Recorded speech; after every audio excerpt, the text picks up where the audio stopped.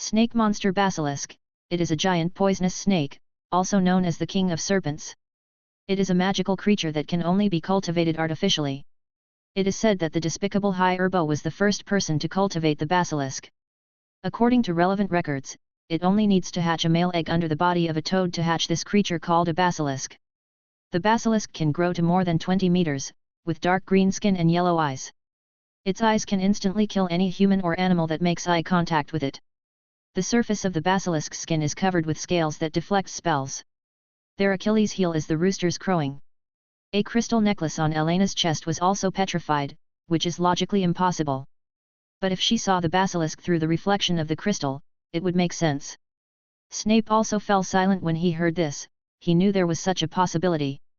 Then why I can hear the voice of this basilisk? Harry interjected suddenly. Harry.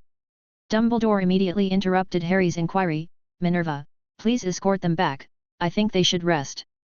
Professor McGonagall nodded understandingly. She understood that some things were not suitable for Harry and the others to listen to. 823. After seeing off Harry and the others, Dumbledore and Snape came to the principal's office. Is he back? Dumbledore asked impatiently as soon as he entered the door. A horcrux should have come in, it's a diary. nodded, but I don't know where this diary is now. I'll go to the Chamber of Secrets tomorrow to see if the basilisk is still there. Snape frowned. You know where the Chamber of Secrets is? I knew it a long time ago. Naturally found a snack in a drawer, it's just that I've been busy with the guild's affairs recently, so I don't have time to check it out. Honestly, that basilisk I was going to take as a final exam for Ravenclaw's defense against the dark arts class. I didn't expect to run out and harm people before I did it. The corners of Snape's eyes twitched, hearing the meaning of Byhow's words. He was teaching the whole Ravenclaw Academy? One must know that he has wanted to be the professor of defense against the dark arts for a long time, so what's the point of starting a class without permission? It's kind of enviable and jealous. I'll take care of the basilisk, but you may need to investigate the horcrux. Dumbledore nodded. I will tell people to pay attention. Since Byhow said he would deal with the basilisk, he wasn't worried about what would happen. But having said that, student absenteeism is a serious violation of school regulations. Dumbledore showed a helpless look at this time. The avatars of the eaglets could hide from Lockhart, but they couldn't hide from him. Mirror mirror image, it's not some profound magic, the clones conjured up at the level of the little eagles, not to mention Dumbledore. Several deans can detect something wrong after careful identification. Hey! Hearing Dumbledore's words, Byhow felt resentment in his heart. It's okay if Dumbledore doesn't say it, but he gets angry when he says it. After a month, he gave lessons to the little eagles, and he became more and more angry. One is because their foundation is poor, and the other is because their use of knowledge is too rigid. For example, the third-grade Kitty Hawk actually liked, quickly imprison Incarcerus when dealing with giant monsters. That really pissed Byhow off to death. The most frightening thing about the troll is that its powerful physical strength quickly imprisons the Incarcerus. The confinement of the troll is almost equivalent to nothing. Professor, I'm not talking about you. It's been 2 years in a row, and the defense against the dark arts professors you are looking for are all crooked. Last time it was a double-faced monster, this time it's a liar and parallel importer. I also heard from the third-grade students that you found their first-grade defense against the dark arts professor from Azkaban. Animal. According to this, do you want to find a werewolf to teach the students next semester? As long as you find someone who is more normal, it won't be so much trouble. You know what it's like when I'm giving practical lessons to Ravenclaw's students. Third graders. 6 people. Hit a werewolf and wipe out the whole army in 5 minutes. I said, how did you become the headmaster? Don't talk to me about bullshit curses, don't you dare to fight this curse directly. Let me tell you, if there is a raging student, you, the principal, will have a raging litter. One day in the future, the students of Hogwarts will be killed by dark wizards after going out, because you, the headmaster, are too cowardly. Byhow was mad at Dumbledore, and Snape next to him tried his best to hold back his laughter to maintain his personality. And Dumbledore was also speechless by Byhow, and he also knew that the students in recent years had fallen far behind in defense against the dark arts. The previous Minister of Magic, Millicent Barnold, had complained to him, saying that the quality of Hogwarts graduates had dropped drastically, and the magic level of many newcomers was in a mess compared to before. Dumbledore scratched his head in embarrassment, then looked around again, touched his pockets, as if looking for something. How could actually see it, he had nothing to look for, he just wanted to cover up his embarrassment. Cut. How let out a look of disdain, and then teleported away. He doesn't want to stay here all the time, go back to sleep early, there are many things to do tomorrow. Only then did Dumbledore heave a sigh of relief, it was the first time he was said like this after living to such an advanced age. Principal, how do you deal with the matter of reading the diary? Dumbledore looked at Snape, and saw that the corners of his mouth were stiff as if he was hiding something. I will let the portraits pay attention, and you should also pay attention to the Slytherin students for me. After all, they are the most suspicious. The next day, the Chamber of Secrets was opened and word of the attack on the students quickly spread through the wizarding families. At noon, when the little wizards were eating in the cafeteria, hundreds of owls began to fly in and drop letter bombs one after another. Without exception, they all asked about their children and the school, and Dumbledore was invited to the Ministry of Magic for tea at the same time. Boom! Boom! Boom! And at this moment, there were a few muffled noises from somewhere, and the students in the entire cafeteria suddenly felt a vibration on the ground. Professor McGonagall stood up quickly and looked around in horror. The students also looked at each other in blank dismay, not realizing what happened. There was another loud bang. All students evacuate the castle immediately. Professor McGonagall sensed that the voice was very close to them, so he immediately ordered the students to evacuate. The headmaster immediately began to skillfully lead the students out of the school. And just as Professor McGonagall led a group of students to the corridor on the first floor, their way was blocked. A wall of the corridor was blasted from the inside to the outside, and a giant snake at least 25 meters long flew out of it. Oh! My God! The Basilisk! Professor McGonagall hurriedly pointed the spell at the Basilisk, Conjunctivitis Curse. But the smoke and dust billowed, I don't know if it missed or not. Everyone retreat to the back, don't look back, and notify the professors to come over at the same time. After Professor McGonagall ordered the students, he immediately stepped forward to deal with the Basilisk. Good guy! This thing can really run. A voice came from the big hole that flew out of the Basilisk just now. Mr. Felkes. Professor McGonagall recognized the owner of the voice. I'm sorry, Professor McGonagall. How stepped out of the smoke, looking a bit embarrassed, I disturbed everyone. That's right, the Basilisk was actually blown out by How. After class this morning, he went to the secret room. Hermione, come with me. How suddenly appeared in the Transfiguration classroom, and pulled Hermione away without saying a word. What's the matter? Hermione looked at him strangely, could it be that the guild is doing something? No. How waved his hand, do you know how many toilets are there for girls? What do you want? Hermione suddenly showed a perverted look. Oh. No. Where are you thinking? How stretched out his hand and pinched Hermione's face, he found this a bit addictive, I want you to see which women's toilet has a snake sign. Hermione slapped How's hand away, and looked at him suspiciously, that's it. How nodded, that's it. Hermione rolled her eyes, she thought How was going to do something crazy. Come with me. Hermione took How to the women's toilet on the basement floor. If there is a snake decoration, only the women's 1.8 toilet near the Slytherin common room has it. How felt it with magic and made sure that no one went in. Hermione hurriedly followed him, so what do you want to do? It's nothing, look for the entrance of the secret room. How replied, and felt that the back of the hexagonal sink in the toilet was completely empty, it seems that the entrance is here. The secret room. She stayed in the guild castle last night even sleeping, and was dragged here by How this morning after class, so she didn't know about the secret room. Stand back for a moment. How took out his wand as if about to cast magic. Seeing this, Hermione quickly stepped back a dozen steps and hid behind a compartment. She has seen How cast magic before, and it has never been serious. She doesn't want to be accidentally injured. Reducto, reinforced. A magic beam was sent out, and the entire hexagonal prism sink was blown up, and more than half of it was blown away. Hermione walked out slowly, and fanned the flying dust in front of her with distaste, frowning and said, what is this? I saw a dark entrance exposed after the sink was blown up.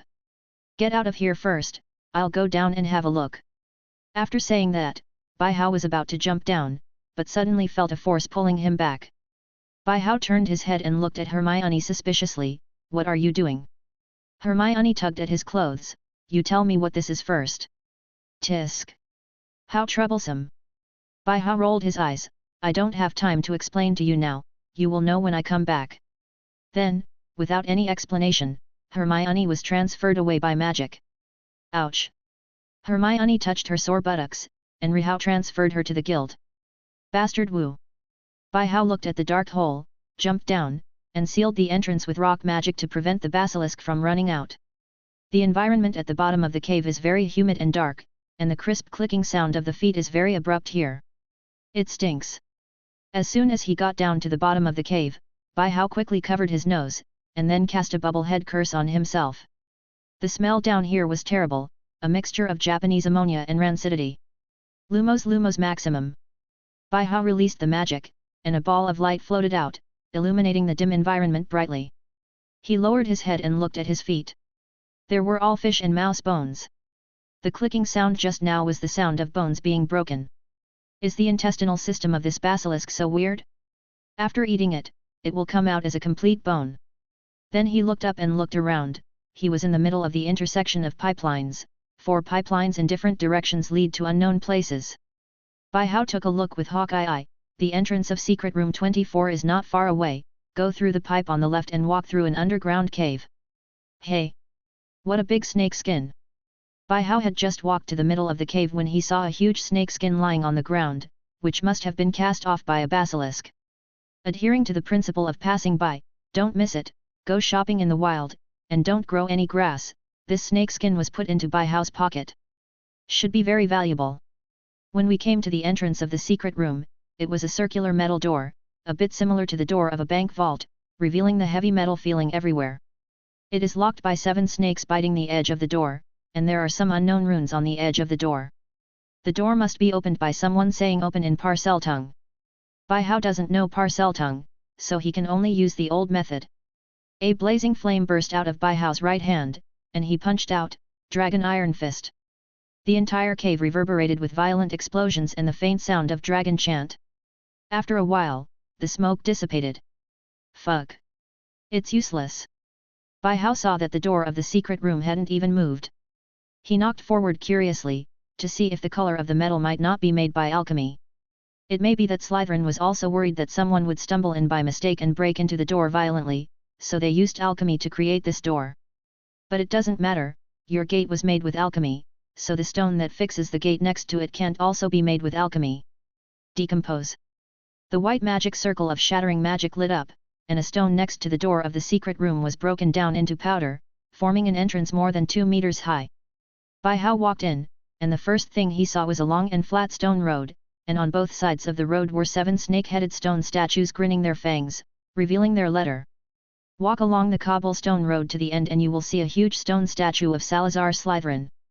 Bai Hao walked up to the statue and looked around, but there was no sign of any living creatures moving. This was not unexpected to Bai Hao, he had already thought that the basilisk might not be in the secret room before he came.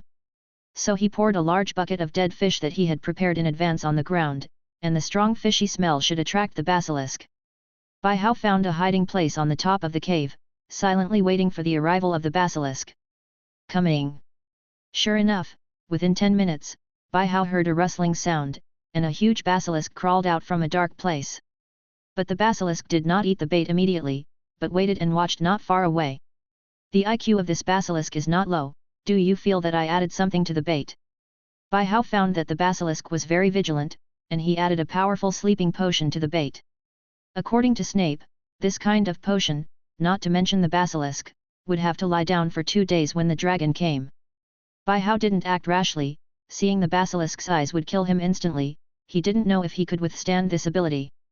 Be careful with the Wanyan ship, he still wants to wait for the basilisk to swallow the bait before doing it. As time went by, the basilisk finally seemed unable to bear the temptation of food and slowly approached the bait. But just when the basilisk's tongue was about to touch the fish, it suddenly raised its head, as if it felt something. Leave. This is a trap. The basilisk turned its head and began to crawl quickly into the pipe. Voldemort. I fuck you. Bai Wu breathed out.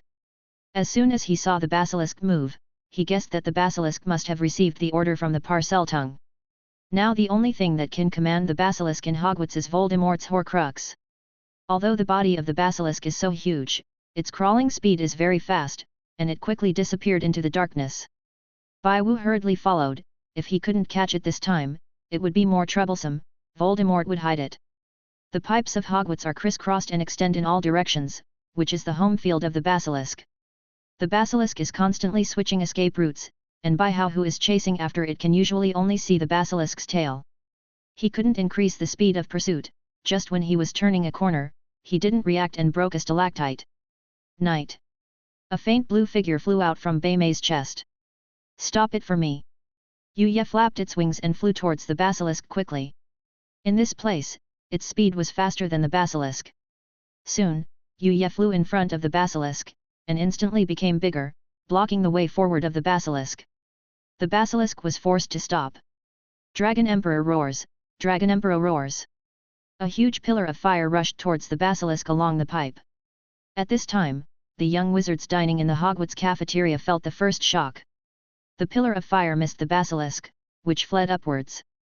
Bai Hao and Yu Ye hurriedly chased after them. One person and one winged demon were chasing parallel along the pipeline. Yu Ye spouted a breath, which brushed against the basilisk's tail, and the rest of the breath hit a stone wall. At this time, the little wizard in the cafeteria felt the second shock. Zero freezing.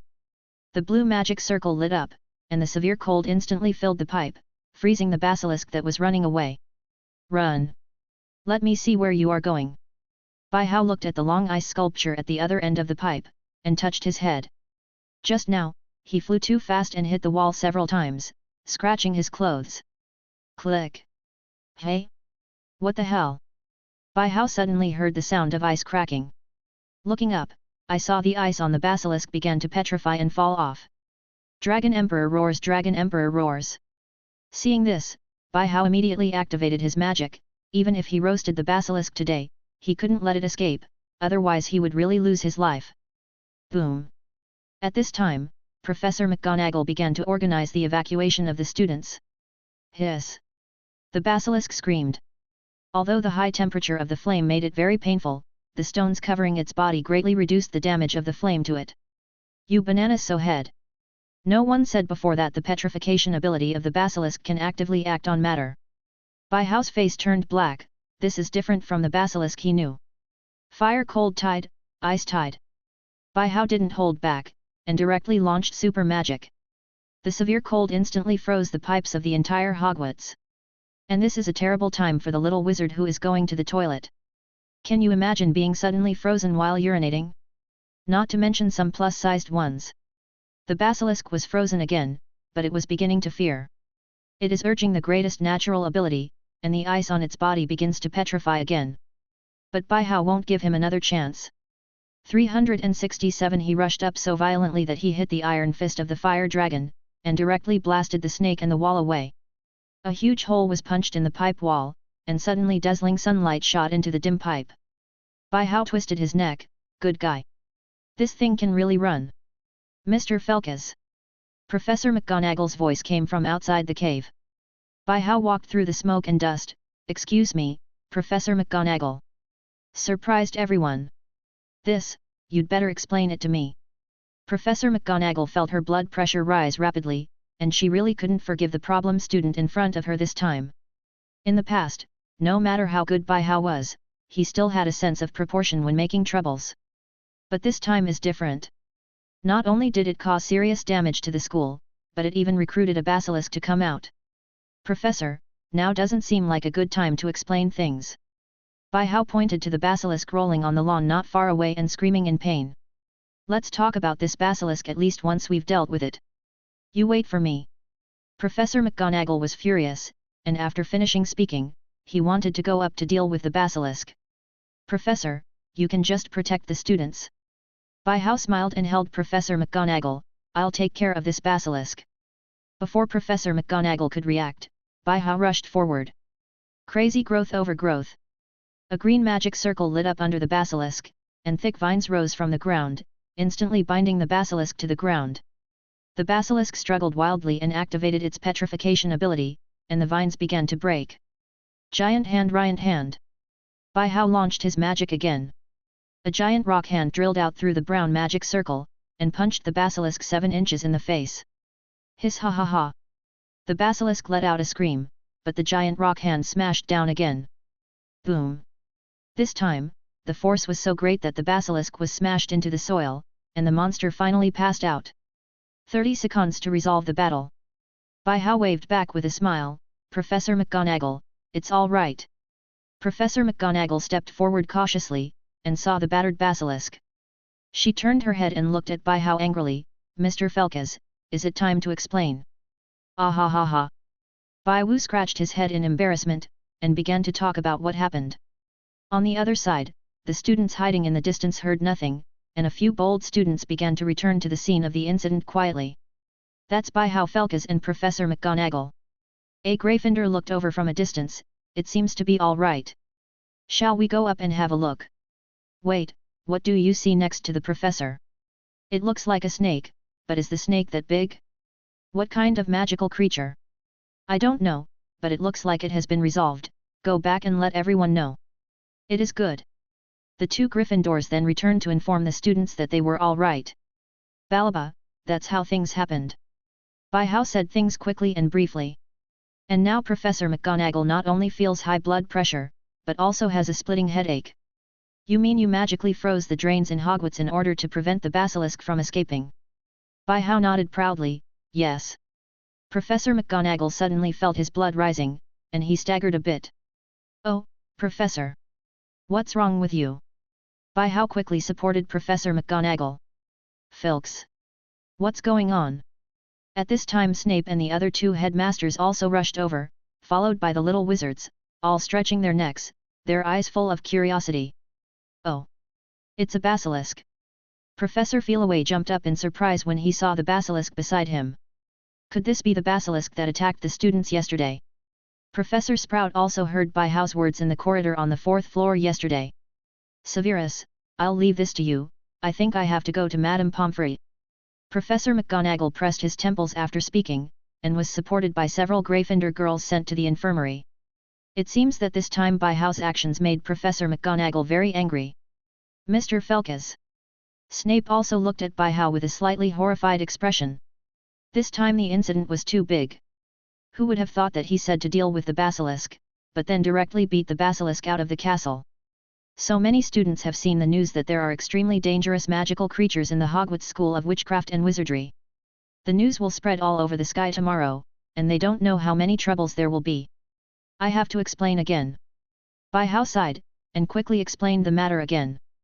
And the little wizards standing behind gradually began to commotion.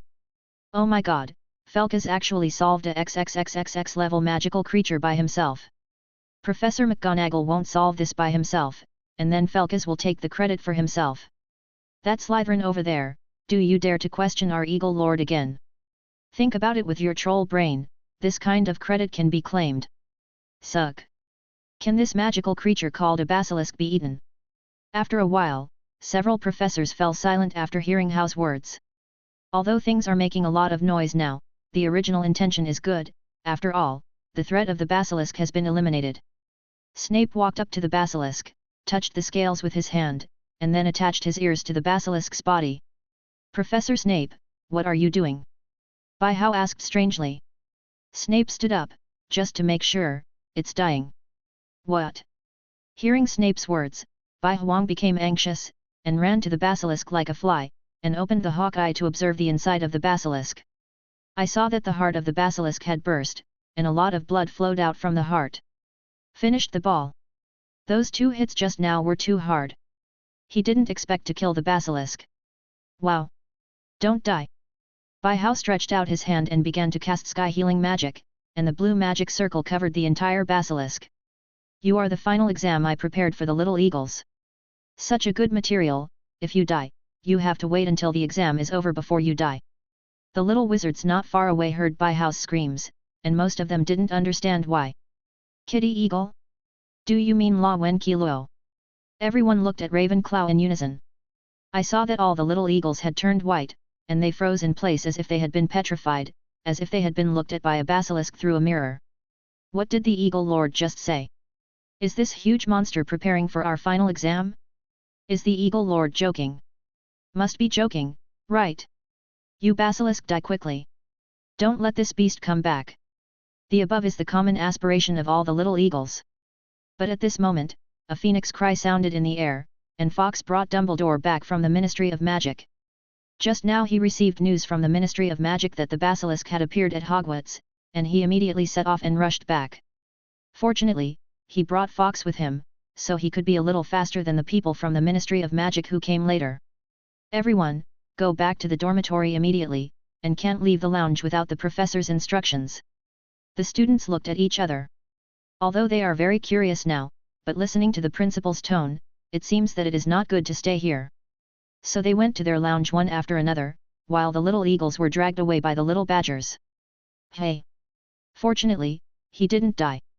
Bai Hao let out a long sigh of relief. Fortunately, he was rescued in time, otherwise he might not be able to save him if he was a minute late. Dumbledore pressed his brows to soothe his aching head. Bai Hao, you have caused me a lot of trouble. People from the Ministry of Magic are coming, and they will arrive in a few minutes. We must deal with this basilisk before they arrive. Otherwise the Ministry of Magic will ask Hogwarts to suspend classes in the name of various dangerous. When the time comes to reopen classes, I don't know how many conditions we have to agree to the Ministry of Magic. You know they've been trying to meddle in the administration of Hogwarts for a long time. Bai Hao suddenly realized, it turned out to be like this. It's easy to do. I just cast an imperious curse on each of them. What kind of shocking statement is this? Is it really okay to use the unforgivable curse in front of us? Fortunately, Professor McGonagall was not here. If she heard this sentence, she might not have to go to St. Mungo's Hospital for magical injuries and sickness. It was also difficult for Dumbledore to maintain calm now. Bai Hao, now is not the time to joke. Even if you cast the imperious curse on the people of the Ministry of Magic, so many people saw this incident today, and it is impossible to hide it. Hogwarts must have an answer to the Ministry of Magic and the students' parents. Okay. Bai Hao scratched his head in embarrassment. He also understood that this time the accident was a bit big. Are there any boggarts in the school?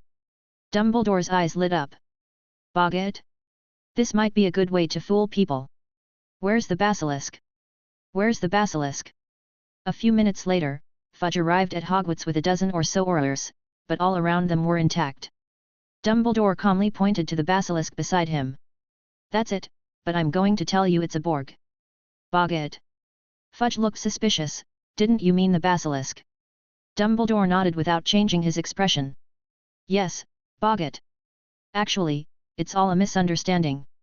A student of magical biology was terrified of creatures like basilisks when a boggart hiding in the school came out and ran into him. Then since it's a boggart, why hasn't it changed now? Asked Fu. Mr. Felkas just happened upon this incident, and he cast a special magic to stun the boggart, so the boggart won't change shape until he wakes up. Special magic. Fudge looked at Bai Hao who was standing aside. Bai Hao nodded solemnly, yes, there is this kind of magic in the inheritance of La Wen Qi Luo. Where is the student who is proficient in magical biology, and what is his name? Fudge was still insistent. Dumbledore, this student is in the school infirmary, a child of this commander family. Minister, I'm sure. An Auror who was in charge of the inspection suddenly leaned into Fudge's ear and whispered, it's indeed a boggart, maybe it's got some kind of spell so that it can only maintain the form of a basilisk now. Hearing this, Fudge gritted his teeth, such a good opportunity would be gone. He took a deep breath, since this is the case, it's fine. Albus, I hope that Hogwarts will strengthen the management of magical creatures in the future.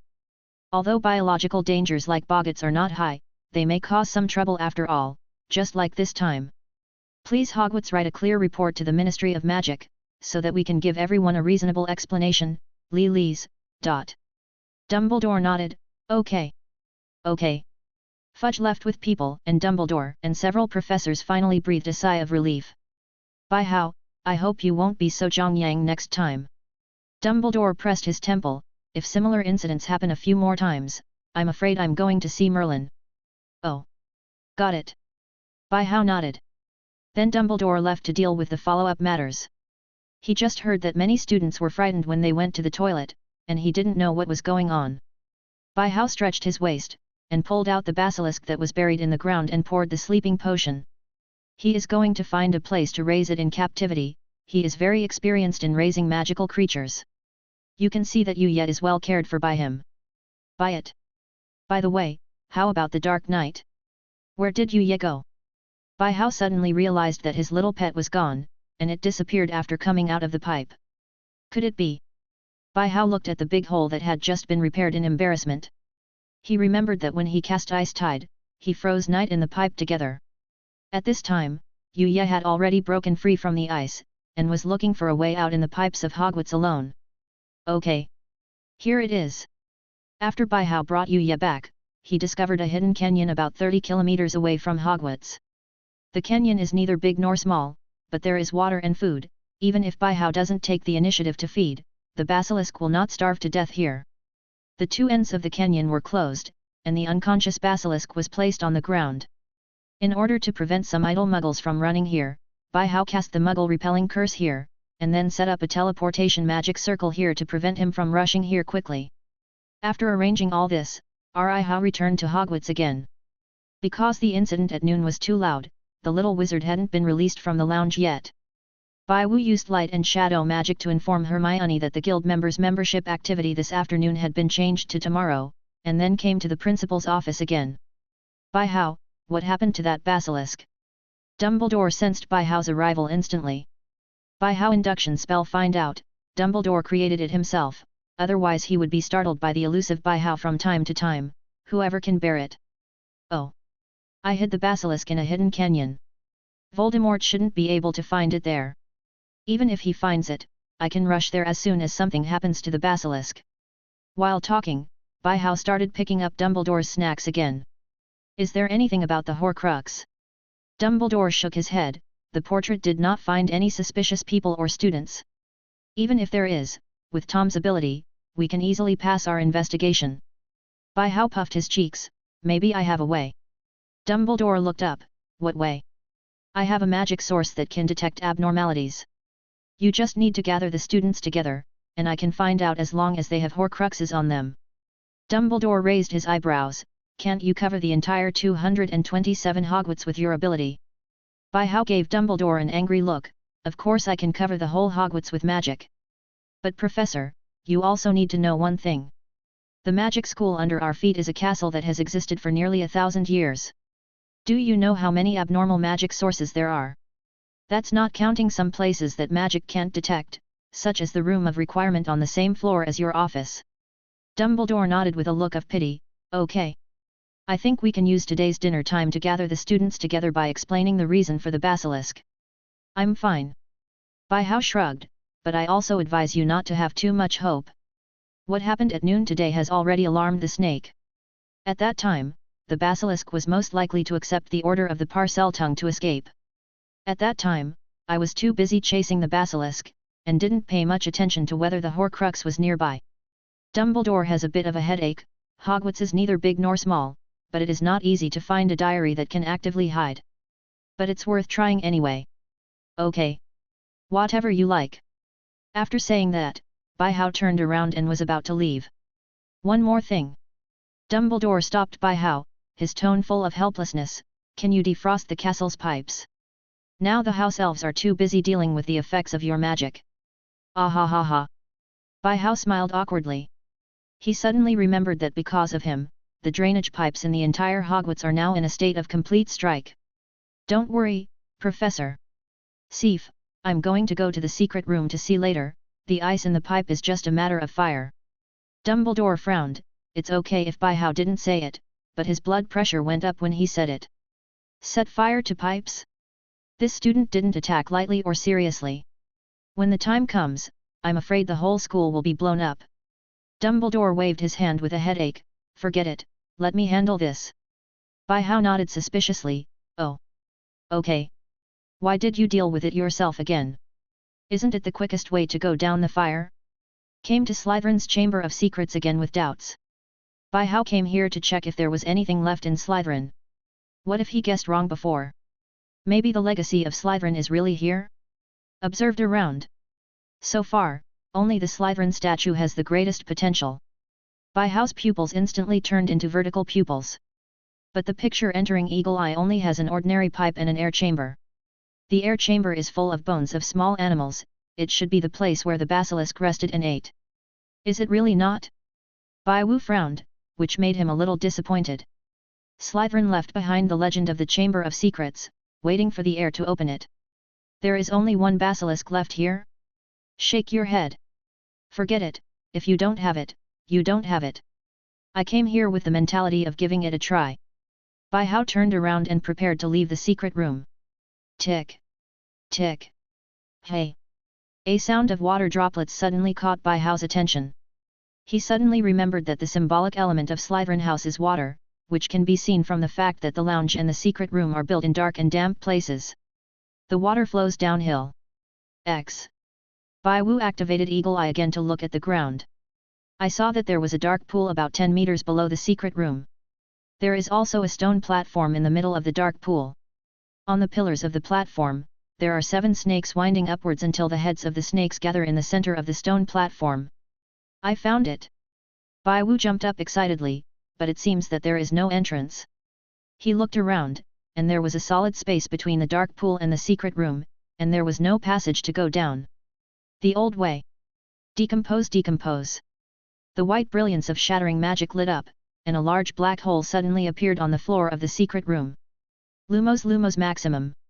Several balls of light floated down the hole, and Bai Hao also jumped down. Bai Hao floated on the water surface of the dark pool and observed his surroundings. In addition to the stalactites that are constantly dripping water, the serpentine platform in the middle of the dark pool is also eye-catching. Bai Hao floated over, and saw a serpentine ring inlaid with black gemstones on the top of the stone platform. Bai Hao picked up the ring and looked it over, then tried to inject magic into it, but nothing happened.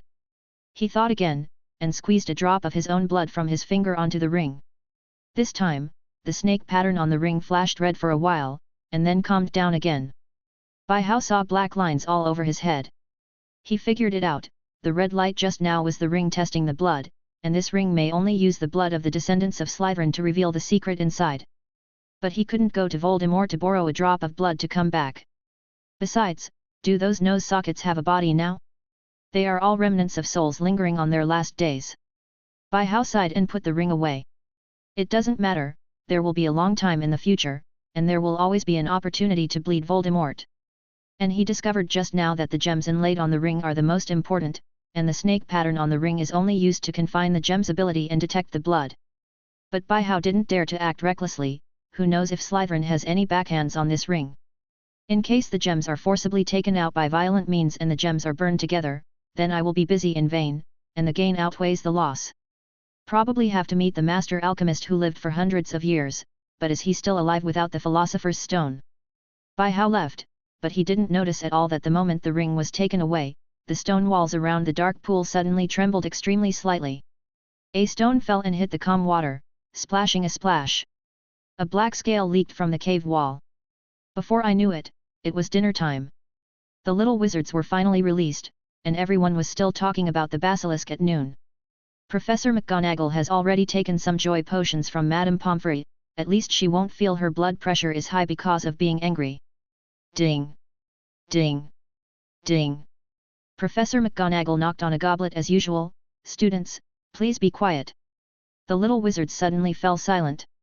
Dumbledore stood up.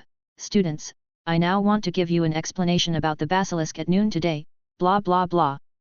Dumbledore was still talking about dealing with the Ministry of Magic. But the little wizard learned from Bai Hao, and they all stared at Dumbledore who was making up stories on the stage. Principal, who are you lying to? When we are blind or deaf? If we didn't see the basilisk flying out of the wall with our own eyes, I would really believe your ghost. Boggats can mimic the form of other creatures, but not their bodies and natural abilities. This is common sense.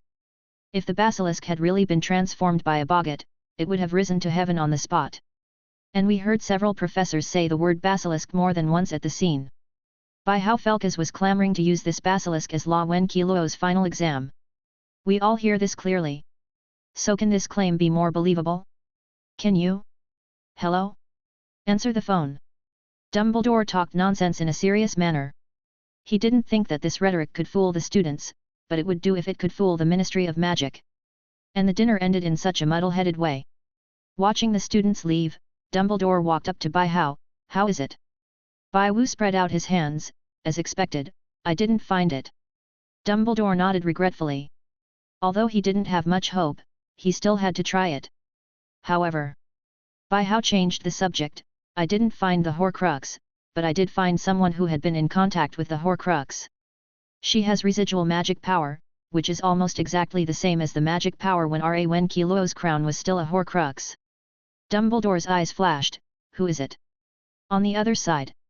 It's unbelievable. Hermione walked ahead of Harry and Ron aggressively, I thought he was going to do something shady today. I didn't expect that he was going to deal with the basilisk. What can't be said about this, you even transferred me to the guild. This, why is she angry? Harry heard Hermione's babble, turned to Ron and whispered, is it because Bai Hao didn't tell her about the basilisk? I don't know. Ron shook his head in bewilderment, she was like this when school started last time, and she got angry for no reason. Ask Ginny, maybe they are all girls. It is good. Ron pulled Ginny who was walking behind him to his side, Ginny, show me Hermione, can you guess why she is angry? But Ginny didn't respond. Ginny. Ron looked down at his sister, who was in a daze. Ginny, what's wrong with you? Harry saw Ginny's ugly face from the side, speaking of which, I've noticed that you've been absent-minded since yesterday. Ron reached out and touched Ginny's forehead, are you sick? No, no. Ginny came to her senses, her face tensed, her eyes wandering around, but she just didn't dare to look directly into other people's eyes. Do you want me to take it to Madame Pomfrey? Hermione asked worriedly when she heard the movement behind her. Ginny hurriedly waved her hands and shook her head, no need. Really no need. I'm fine. Ron. Bai Hao suddenly appeared in front of the three of them at this time, lend it to your sister. As soon as the words fell, Bai Hao took Ginny away directly. This, what happened here? The three of them looked at each other, but they didn't react for a moment. Bai Hao brought Ginny to the principal's office. Ginny felt her eyes dazzle just now, and when she looked up in a blink of an eye, she saw Dumbledore appearing in front of her. She was so frightened that she quickly lowered her head, trembling with nervousness. Ginny Weasley. Professor, can you stop talking to a little girl with such an aura? Dumbledore was interrupted by Bai Hao, who patted Ginny's head to comfort him, didn't you see? Are people afraid? You send Professor McGonagall. Ahem. Dundo coughed in embarrassment, he would habitually put on the White Devil's airs when it came to Voldemort's affairs. Professor McGonagall pulled Ginny aside. After a while, under the comfort of Professor McGonagall, Ginny told everything. Ginny went to Diagon Alley to buy textbooks and teaching supplies before the start of school, and when she got home, she suddenly found a diary from nowhere among her new textbooks. She didn't pay much attention to it at first, only thinking it was an ordinary diary. After school started, she wanted to take this diary to take notes, but found that there was a friend in the diary. This friend was very friendly and knowledgeable, and he answered almost anything she asked in the diary. And just a few days ago, the friend in the diary began to instill some pure-blood theories into Ginny, and hinted from inside and outside that the Chamber of Secrets is a real thing. Ginny gradually hated these words, but she didn't want to give up such a friend, so she locked the diary in a cabinet in the dormitory. Until yesterday, she couldn't bear the curiosity and took out the diary again, after which the incident of Elena's attack happened. Ginny immediately thought of her friend when she saw those lines of blood. She hurried back to the dormitory to question him. Yes, he admitted. Out of fear, Ginny threw the diary out of the window on the spot, and she has been terrified ever since. I really didn't do it on purpose. He controls the things I do. Ginny lowered her head and kept rubbing her fingers, trembling even as she spoke. It's over, I still haven't found it in the end. Bai Hao looked helplessly at the younger sister of his own guild member. As the guild leader, he had to help deal with the aftermath. Ginny. Ginny raised her head slowly with teary eyes, and her eyes suddenly became very frightened. Professor McGonagall's eyes widened, Mr. Felkes, what are you doing? I saw Bai Hao aiming at Ginny with his wand, Obliviate. A flash of blue light flashed, and Bai Hao supported the fainted Ginny, it's better not to know some things at her age. Professor McGonagall took Ginny from Bai Hao and hugged her in his arms, Mr. Felkes, you can't cast spells on your classmates at will. Bai Hao rolled his eyes, Professor McGonagall, trust me. I don't do this today, but you will do it after a while. Minerva, he is right. Dumbledore said at this time, some things are better for her growth. Bai Hao stretched his waist and yawned, the diary must have been picked up by someone else now. Today, I've already startled the snake. It's hard to say whether this horcrux is in the school or not. Dumbledore thought for a while, we can only wait and see what happens. The thing about the basilisk in the school is still fermenting among the students, but it's not about white and smelly things. This afternoon, it's Fairy Tale Guild members' membership event. For Bai Hao, there is nothing more important than this. 16 members have assembled in front of the House of Requirement. Bai Hao suddenly appeared in front of everyone. Hi everyone, welcome to join Fairy Tale. Don't gossip, come with me. Bai Hao walked in the front and pushed open the door of the Room of Requirement. The magnificent scene of the guild residence immediately shocked the 13 people. Of course Hermione and Cedric were already immune, while Luna was fine, just looking around excitedly and curiously. As soon as he entered the door, Bai Hao pointed to a large stone tablet in front of the pool in the square. This is the purpose of our guild. When everyone looked up, they saw the words written on the stone tablet. All powers beyond common sense are born in common sense. Magic is not the power of miracles, but the airflow in the human body, which is specifically presented from the wavelength of the air flowing in nature. Magic is the result of concentrating spiritual power and concentration and injecting your entire soul. If you care about other people's opinions, you will not be able to practice magic and move towards the path you believe in. This is the Wizard of Fairy Tale. Bai Hao looked at the people who were a little confused and smiled. You will understand this passage later. Let's move on. Then Bai Hao introduced the entire guild resident from beginning to end under the shocked eyes of the members. This is the battle zone, the largest guild residence in the entire guild. Bai Hao pointed to the huge building belonging to the battle zone. Do you remember Articles 5 and 6 of the guild rules? Luna tilted her head, holding a velvet in her hand. All disputes in the guild will be settled through duel mode. As long as Article 2 of the rules is not violated, there are no restrictions on the content, method, and bet of the duel. 0. Bai Hao nodded happily at her. That's right, this is where the guild resolves conflicts. Okay, I'll introduce you to the guild here. What do you want to ask? Fred raised his hand first. Can we experiment with prank props in the practice area? Bai Hao nodded. Of course, but don't experiment with dung eggs, or I will stuff you into the Hogwarts cesspool. Neville also raised his hand. Can I experiment with potions here? Yes, the premise is that you have to prepare the materials yourself, and the funds of the guild are seriously insufficient. Of course, if the quality of the potion you make is good enough, you can sell it to the guild for a by your own price. Harry, I want to learn powerful magic. You can ask Hermione or Cedric about this, and they will give you a satisfactory answer. The members began to chirp with various questions, and Bai Hao patiently answered them one by one. An hour later, Bai Hao finally finished answering all the questions exhausted. You all take a look around, and collect ministers in the guild castle in 2 hours. The members all dispersed, excitedly looking for something they like to do. You two stay here for now. Bai Hao left Hermione and Delacoe behind. Delacoe, I heard you called a mudblood to Hermione some time ago. Bai Hao rarely looked seriously at the blonde boy in front of him. Delacoe Malfoy, the only one who hadn't asked any questions just now. Among the 16 guild members, his problem is the biggest. Della Branch clenched his fists. He didn't dare to answer. The person in front of me is far behind him in both strength and status. He didn't understand what White Stinky meant. Did he want to stand up for that mudblood? It doesn't matter if you don't talk. I left you here today to let you understand something. Bai Hao exuded an amazing aura. You two will follow me into the battle zone. Hermione glared at Della Branch and followed behind Bai Hao, and Della Branch gritted her teeth and followed. This is the battle zone. I think you have heard what I said just now. Bai Hao brought Hermione and Della Branch to the opposite platform. Della Branch, since you have the courage to say this insulting word, then let me see what you can do. Today I will make the decision privately. The content is up to you. As long as you beat Hermione, then I can promise you any condition. But if you can't win, you must apologize to Hermione, and write an apology letter and post it on the guild's bulletin board. Are there any questions? Bai Hao looked at the increasingly ugly Della. He wanted to smash Della's inexplicable pride today. First let him learn what respect and politeness are, so as to prevent him from uttering misfortune in the future. Della swallowed her saliva. I.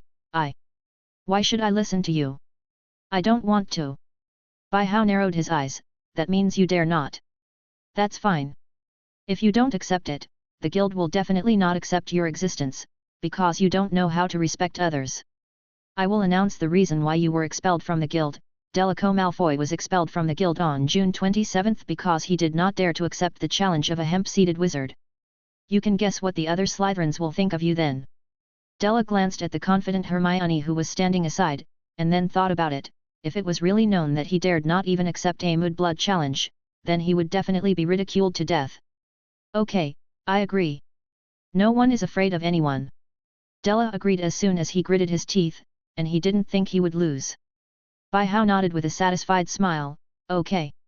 Compared to what? Della thought for a moment. I want to study potions. As soon as these words came out, Bai-Hao gave him a strange look. The boy is brave enough. He thought that Della would directly propose a wizard duel, but he didn't expect him to learn potions. In fact, there is a reason why Della is better than this project. His father and Snape, the potions master, had been friends since school days. Snape often visited Malfoy Manor as a guest, so he learned a lot about potions from an early age. Last semester, his potions test was ranked first among Slytherins of the same grade, and he had enough confidence in his potions. Bai-Hao would naturally not refuse Della Branch's proposal to study potions. Since Della Branch wanted to die, he would not stop him. As far as he knew, Hermione had memorized all the potions textbooks for the 3rd grade and below, and she was currently studying the 4th grade by herself. Bai-Hao nodded. Okay. The two sides take turns asking each other a potions question, and those who can't answer for more than a minute will be considered losers. Della Branch, you start first. Della thought for a while. Tell me what to pay attention to when picking sap grass, and its function. Hermione replied without thinking. The sap grass needs to be picked on the day of the full moon, and it can be used to make compound potions. This question is actually very partial, and people who are not very interested in potion science will not know this knowledge point. Hermione raised her proud little head. Tell me about the effect of hellebore. Della Branch, hellebore can cleanse sins, protect livestock from evil spells, powder it to cure blindness, and it can be used as a palliative in potions. Where did the explosive fluid come from? The explosive liquid is the liquid secreted from the horn of the poison horn, and any object injected with this venom will explode. Tell me the main raw material of the beauty potion. Fairy wings. I have to say that Della Branch is still a little tricky, and Hermione was almost stopped by a few rounds of questions. As time went by, the duel between the two gradually came to the 19th round. Hermione, please tell me what the hyena tree does. Hearing this question, Della was taken aback for a moment. Hyena tree? What is a hyena tree? Never heard of it. Del Lake stirred his brain quickly, and sweat began to form on his forehead, but he couldn't remember what this hyena tree was. He has no impression of 3 words. Bai-Hao pinched his watch. It's time. Della K, you lost. Della Coman is not reconciled. He is unwilling to admit his failure, and he is still in the field he is best at. Pointing at Hermione, he yelled, that's not right. I'm sure there's no such thing as a hyena tree in the book. Audiobooks is a magical tree, also known as the hyena tree. The leaves of this plant can induce hysteria and uncontrollable laughter. The syrup produced by the sad bug can be used as an antidote to the leaves of Audiobooks. Hermione explained.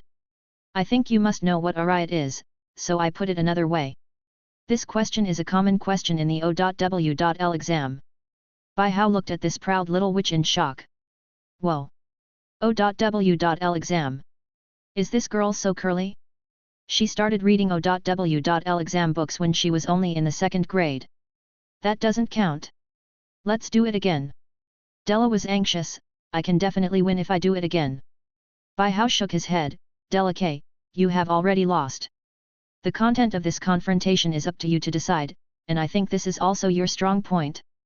But if you lose, you lose. Don't tell me you're a coward who can't even admit your failure. Del Lake was speechless. His pride from childhood did not allow him to lose to a Mudblood. He took out his wand with fierce eyes. Let's do it again. But it's not a potion, it's a wizard duel. Hermione. Bai-Hao asked Hermione's opinion. Hermione looked at Della Branch proudly. No problem. So the two stood on the battle stage, facing each other 2 by 2. Bai-Hao looked at the two of them. You can start at any time, but I have one requirement, you must never use evil spells. Hermione and Della pointed at each other with their wands. At this moment, whoever made the first move would lose first. But Della couldn't bear his temper and took the lead, flip-ivert statum in the air. Finite incantatum. Della Branch's first spell was instantly broken by Hermione. Hermione is very smart, she planned from the beginning, no matter what spell Della uses, she just needs to respond with mantra. Mantra stop, finite incantatum, 10,000 curses will end with low-level magic, which can end other spells. Tarantella Calaporchus. Hermione didn't give Della a chance to breathe, and shot the 10 spells. Della quickly dodged, stood firmly and pointed his wand in front of him. Hey! Where's the person? Hermione suddenly disappeared on the battle stage. Disillusionment, it can make the disguised person or thing become like a chameleon, with the color and texture consistent with the environment behind and around.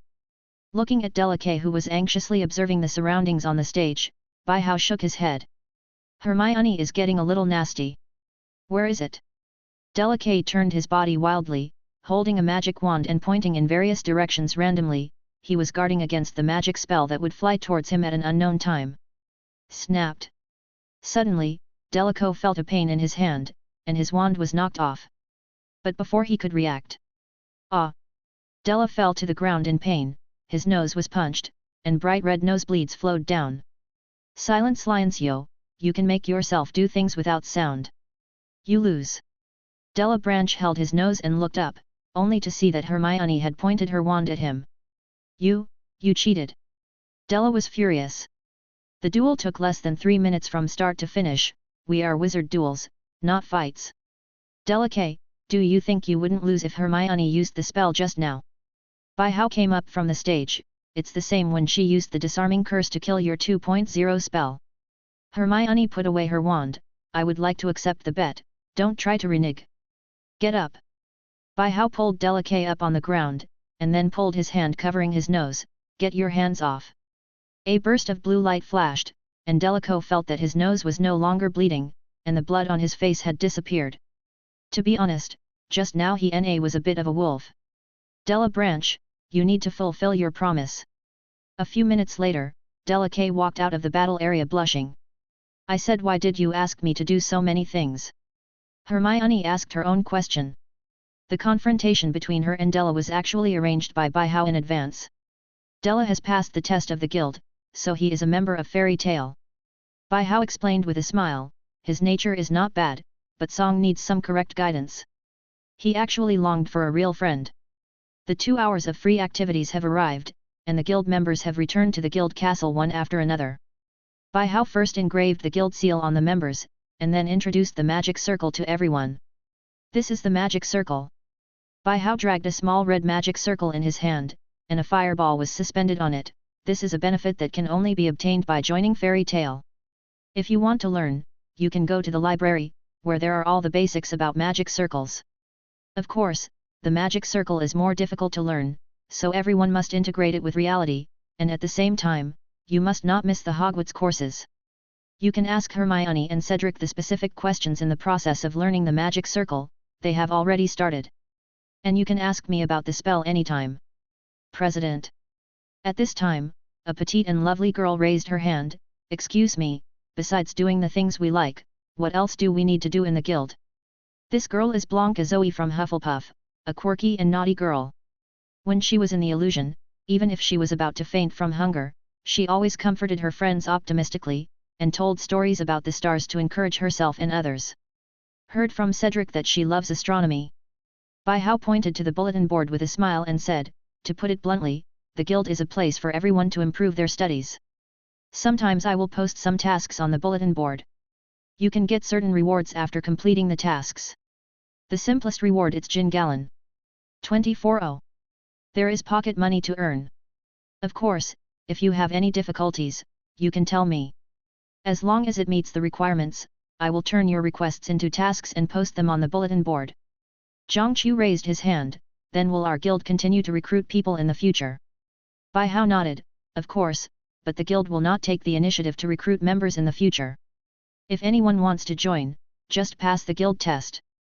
After answering a few questions, the members began to surround Hermione and Cedric and ask about the magic circle.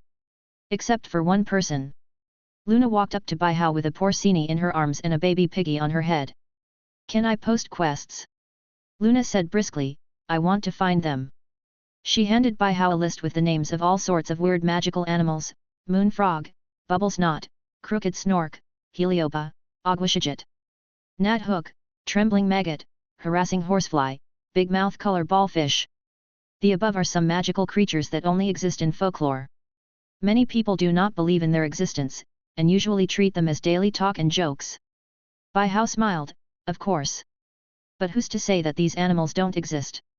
Luna touched Bai Hao's chest, I don't know her yet. Ow! Ron jumped up in pain at this moment, Hermione, why are you stepping on me? But Hermione ignored him, just looked straight in one direction, her eyes full of resentment. Bai Hao looked down at Yuya hanging on his chest, come out with me, I will show you to know it. After the two left, those who stayed in the guild castle suddenly felt that the surrounding environment was inexplicably a few degrees lower, and the few people who were closer to Hermione shuddered inadvertently. Time passed quickly, and a week passed without knowing it, and everyone in the guild has begun to adapt to the life of the guild. Especially Zoe, a Hufflepuff who likes to go crazy with Luna to find magical creatures. It is said that with unremitting efforts, the two of them really found the trace of the hook. The Weasley twins stayed in the magic practice area, and the three of them were a wonderful combination. Combining pranks and potions, Bai Hao was a little worried that Neville was being misled by the twins. The Gryffindors headed by Harry like to practice magic in the magic practice area, and they often like to experiment with magic with the magic circle basics. Sometimes Bai Hao could still see magic beams flying all over the sky. Del Lake is a bit weirder, and he often likes to provoke Harry, so he and Harry are the people who go to the war zone the most. But one thing is very strange, for some reason, Bai Hao found that Della seems to be a little afraid of Hermione.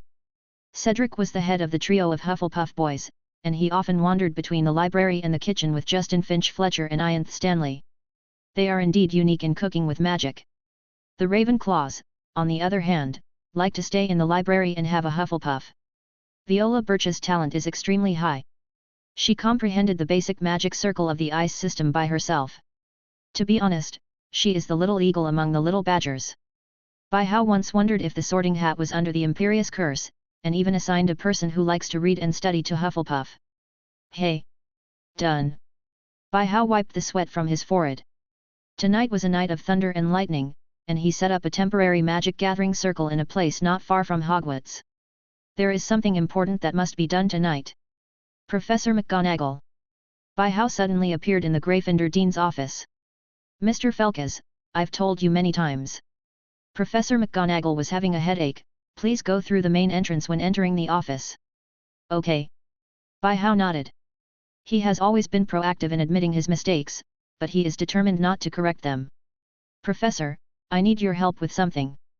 What? Professor McGonagall stood up in shock, are you trying to become an animagus tonight? Bai Hao nodded, yes, there will be a storm coming tonight, this is the best time. Although I have great confidence in becoming an animagus, just in case, I still hope to ask the professor to protect me by my side. Once there is an accident during my transformation, please ask me to take it back. Professor McGonagall pondered for a while, okay. Tell me the time and place. Thank you, Professor McGonagall. Time came tonight in a blink of an eye. Professor McGonagall, good evening. Good evening, Mr. Felkes. Professor McGonagall arrived as promised. Hello, Professor Dumbledore. Bai Hao also greeted the figure behind Professor McGonagall, I think so, Professor McGonagall will definitely call you too. Just curious to take a look. Dumbledore looked towards the sky, the time is almost up. Boom. As soon as Dumbledore finished speaking, a thunderbolt flashed across the sky.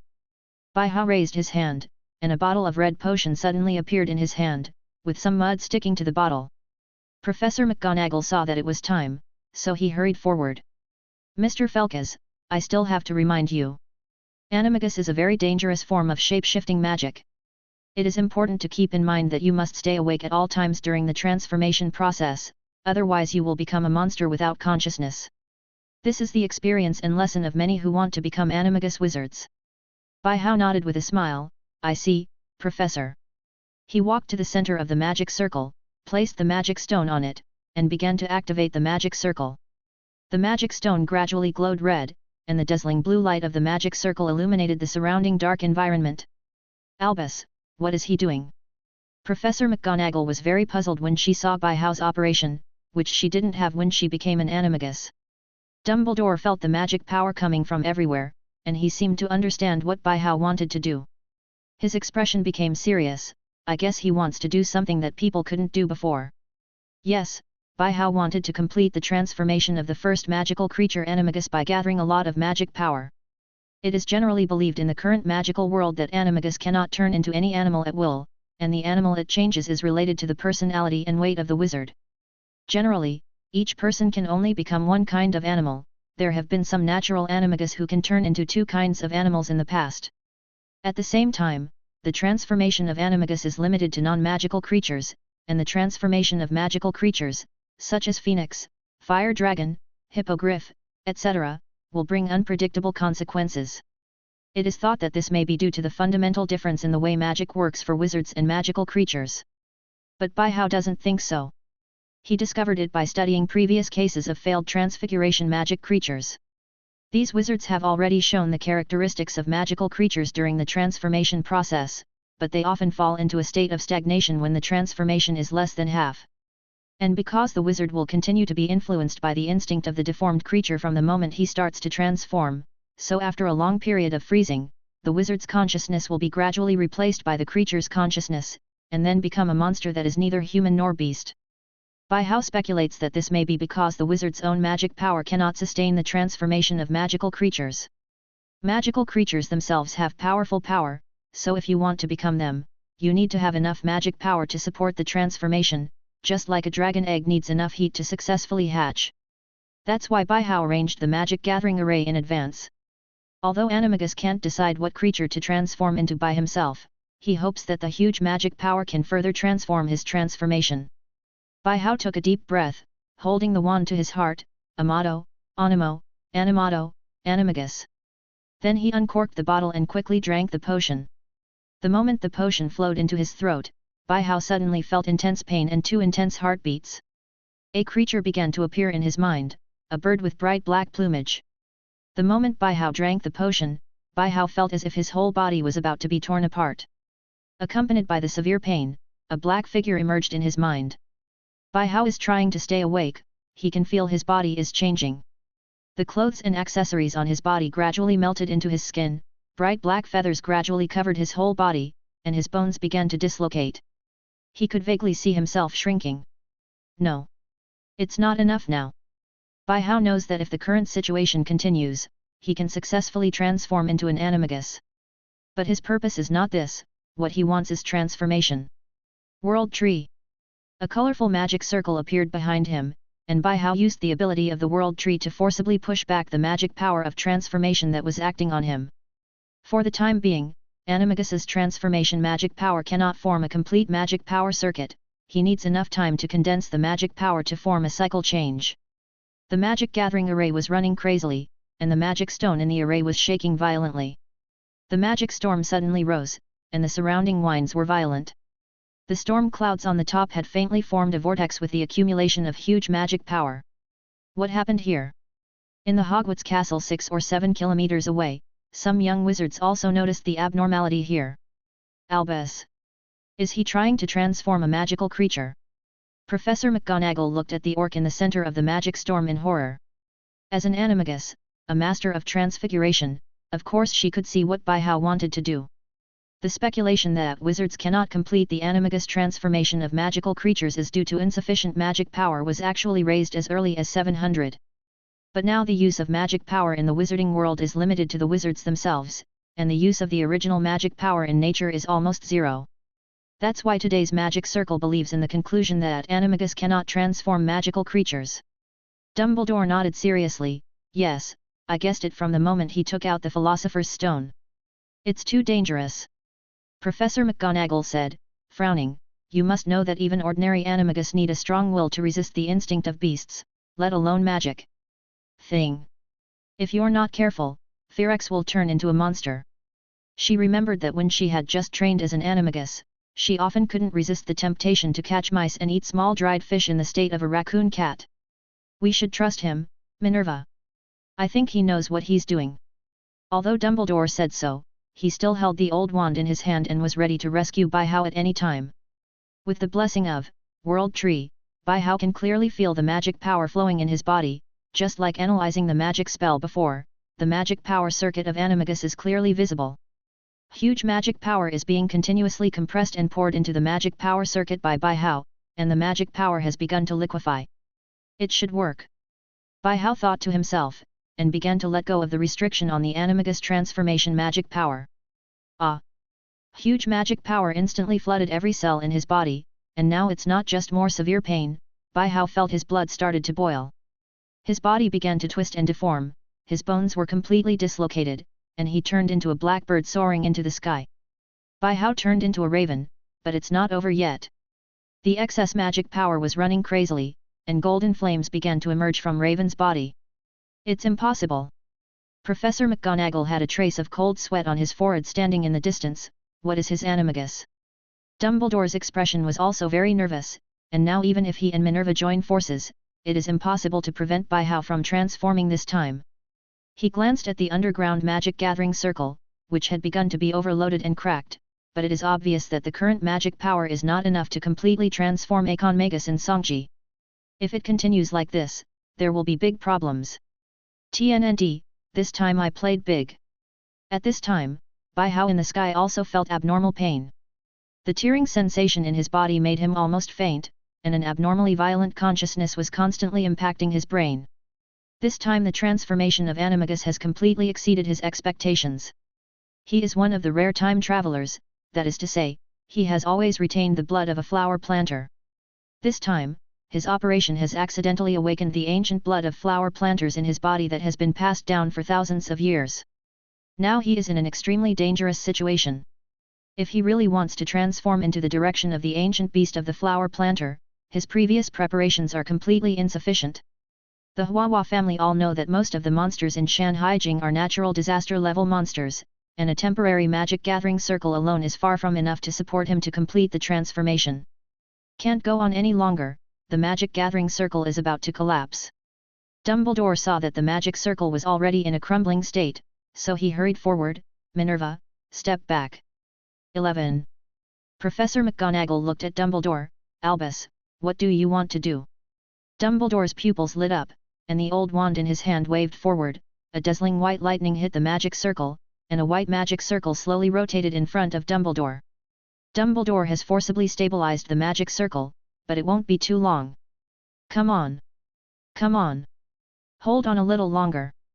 Bai Hao endured severe pain and tried his best to keep his consciousness clear. The golden flame has completely enveloped the raven, Sebe, into a dazzling fireball. Its 2 legs have turned into 3 legs, and the black feathers gradually emit a gilded light. Shanhai Jingdawang Dongjing contains, there are buttresses on the Tangwu, and they arrive in one day and come out in one day, all of which are recorded in Wu. A melodious cry resounded through the sky, and the sun god Fire, the 3-legged golden crow's carrier, dispersed the storm clouds.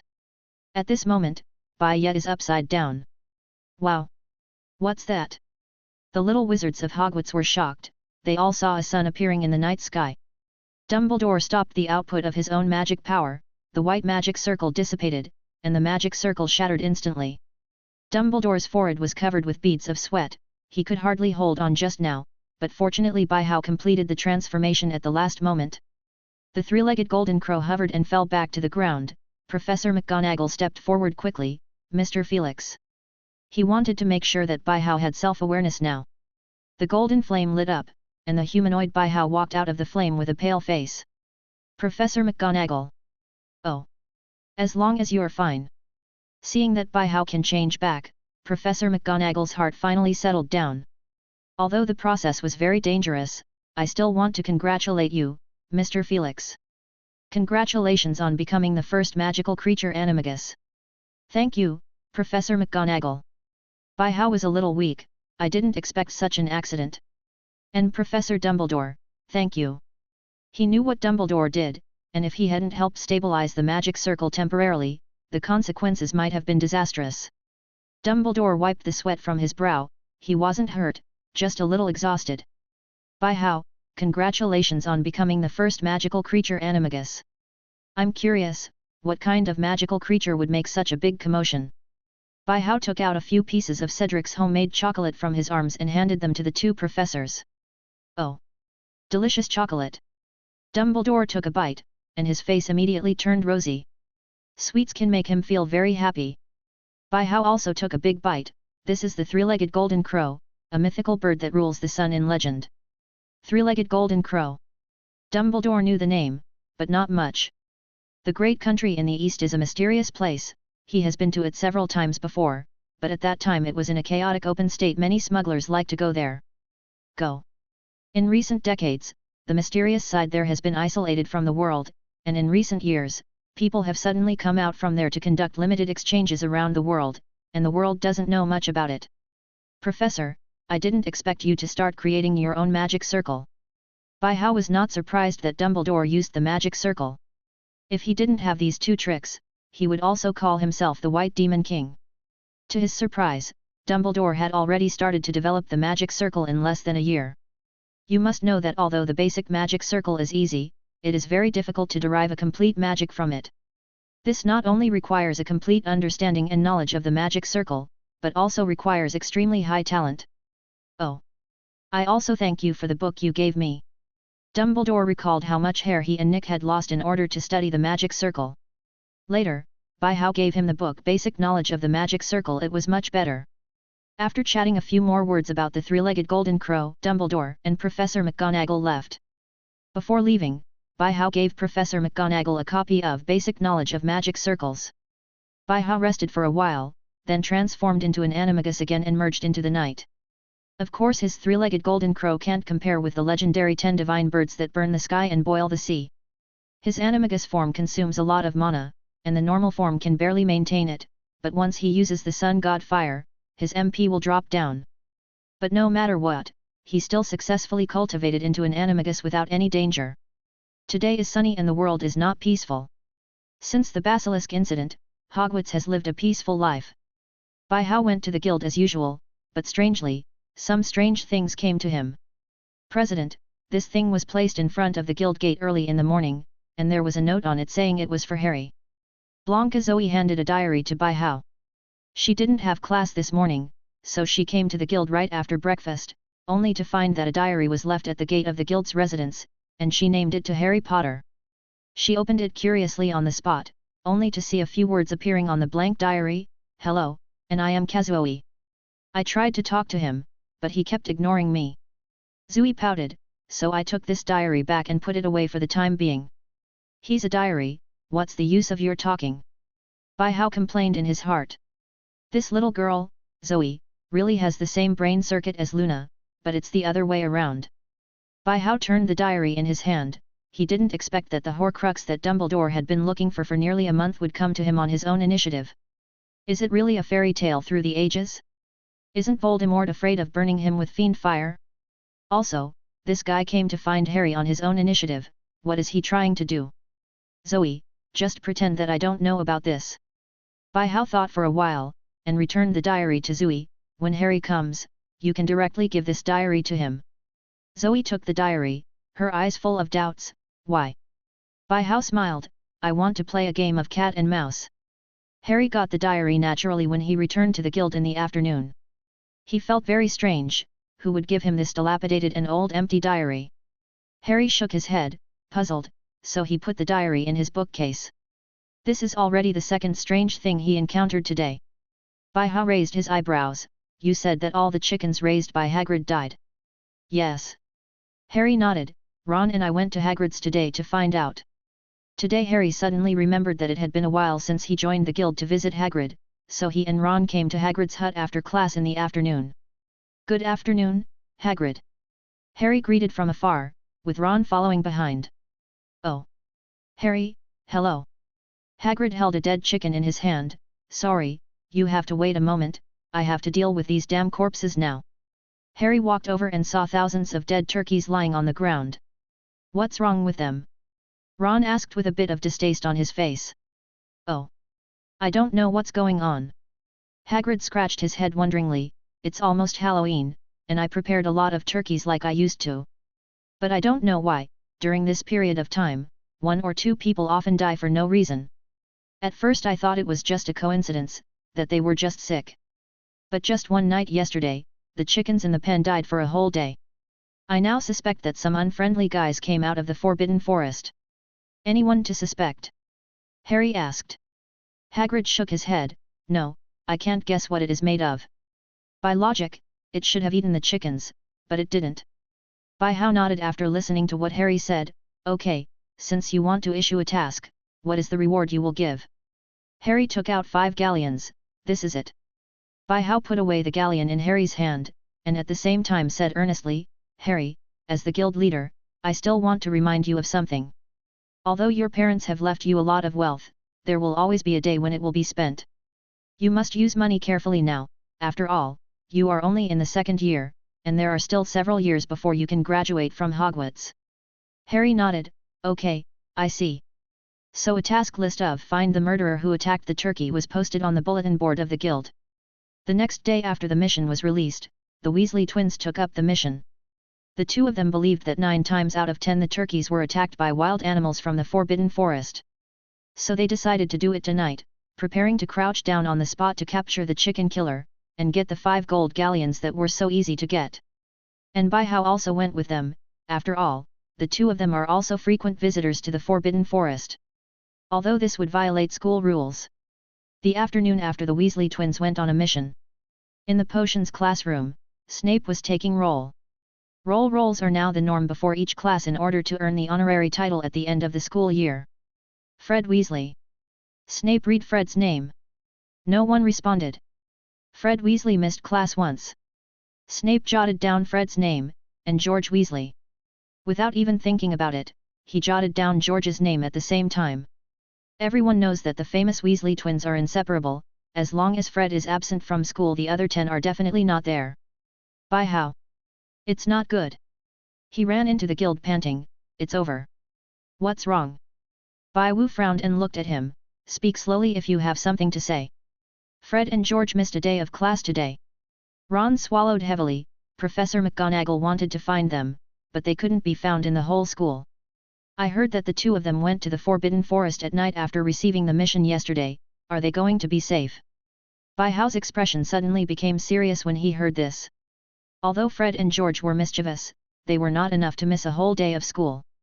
They went to the Forbidden Forest last night, but they haven't come back yet, and there is no news at the same time, so something may have happened. You wait here for my return. By-How said to Ron, I'll go to the Forbidden Forest to find them first. Ron nodded with red eyes. By-How teleported to the Forbidden Forest, closed his eyes, and a yellow magic circle with the fairy tale seal lit up.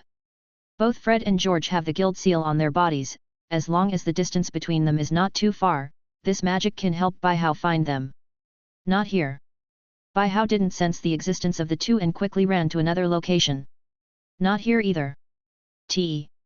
After switching the sensing position more than 10 times in a row, By-How finally sensed the unique magic power of the guild seal. Oops! Something happened. In such a split second, By-How sensed that something must have happened to the 2 of them. The magic power fed back from the guild seal is very weak, and the guardian magic he left in the seal has been triggered. By-Wu hurried to the 2 of them, only to see Fred and George lying stiffly among the fallen leaves, protected by a transparent protective cover. He waved his hand to drive away the giant arachnids surrounding the 2, and squatted down to observe the situation of the 2. I saw the 2 of them turning their heads backwards and then falling forward, their expressions full of horror. By-How frowned, touched George's arm, his face changed. This is impossible. There was a stone-like touch in the hands. It's been petrified. And it's not all Petrificus totalis. Could it be the basilisk? Impossible. If something happens to the basilisk, he will sense it. But right now I can't think about it that much. By-How transferred Fred and George, who had been petrified, back to the guild. By-How. Ron ran over, and other guild members were also present. They had been waiting here when they heard that something might have happened to the Weasley twins. My God! Hermione ran over and gasped, what the hell happened? Fred, George. Ron looked at the Weasley twins lying stiff on the ground with horror in his eyes, and sat on the ground as soon as his legs gave up. They won't be. By-How quickly knelt down and grabbed Ron's shoulders to comfort him. Ron. The 2 of them are not dead. They were just petrified. The power of the guild seal protected them. It's not dead. That's good, it's good that it's not dead. Ron was relieved when he heard that his big brother was not dead. Then why did they become like this? Bai-Hao shook his head with a serious expression. I don't know for the time being, I will talk about it after I rescue the two of them. Ron nodded sharply. You all spread out. Bai Wu needed enough space to cast his magic. The blue magic circle lit up, and the power of sky magic began to act on the petrified two people. With the injection of huge magic power, the power of sky magic is acting on Fred and George. But after a few minutes, the petrification of the two still showed no signs of lifting, and even Bai-Hao increased the output of magic power to no avail. Obviously, the sky magic has failed. What's going on? Ron was worried and puzzled, why Fred and George still didn't respond. Bai-Hao frowned and shook his head. My magic has failed. Invalid. So what do we do now? Ron looked anxious. Bai-Hao pondered for a while, then turned to look at Hermione next to him. Hermione. Hermione looked up and saw that Bai-Hao didn't speak, but she instantly understood what he meant. I'll go right away. Hermione turned and ran out. Bai-Hao placed Fred and George in the rest area on the third floor of the guild castle, and then said to everyone in the guild, except for Harry and Ron, everyone has returned to their own colleges.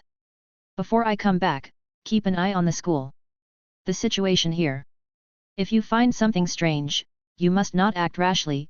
9531 and report it to me or other professors immediately. The guild seal on your body can protect you. Everyone nodded, understood. On the other side, Hermione quickly ran to the head of Gryffindor's office. Professor McGonagall. Hermione pushed the door open without even knocking. Oh! Miss Granger. Seeing Hermione's furious look, Professor McGonagall quickly stood up. What happened? This student is not usually like this. Professor McGonagall, something happened to Fred and George. Hermione took a breath. Bai-Hao asked me to find you and Professor Dumbledore. Come with me.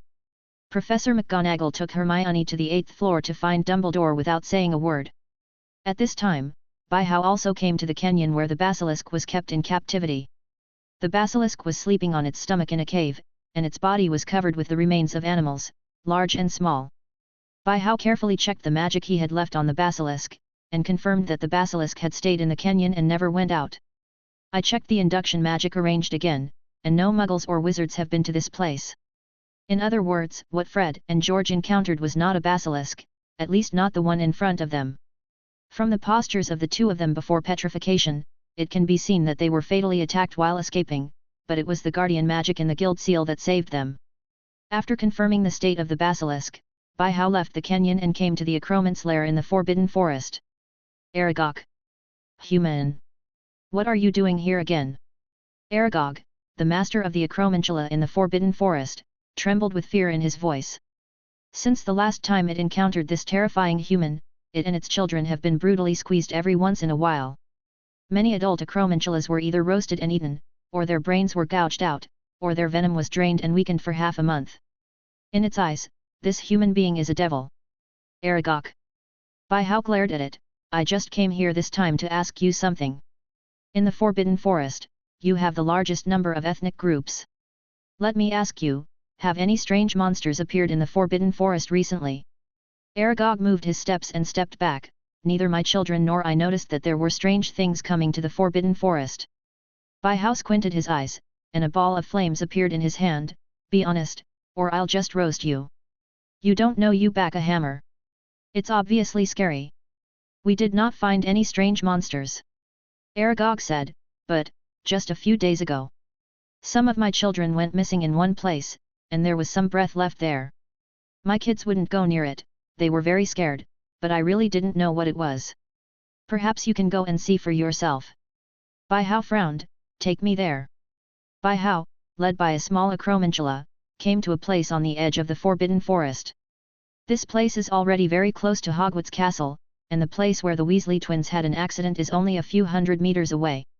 Due to the agreement with Hogwarts, most of the magical creatures in the Forbidden Forest will not come here.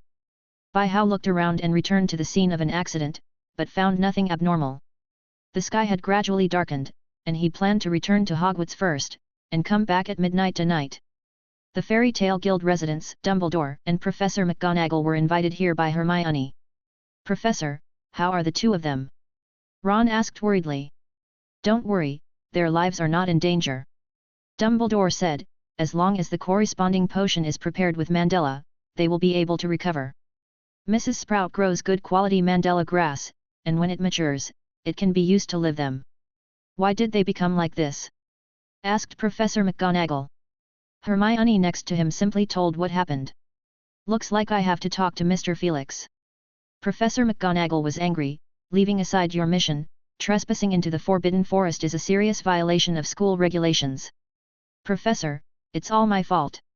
Harry stood up at this moment, it's all me, if it wasn't for the task I issued, nothing would happen to Fred and the others. At this time Harry also blamed himself very much. He thought it was just a simple task, but he didn't expect such a big thing to happen. Professor McGonagall. At this time Byhow also came back. Byhow, have you found anything? Dumbledore asked. Byhow shook his head, I went to see the basilisk in the secret room, and there is nothing unusual about it. I took a walk around the Forbidden Forest. The place where the two of them had an accident was so clean that it wasn't normal. There were no traces of footprints, hairs, scales, or the like. Hagrid's turkeys were all dead last night, too. Now I'm confused, I don't even know whether it's a black wizard or a magical creature.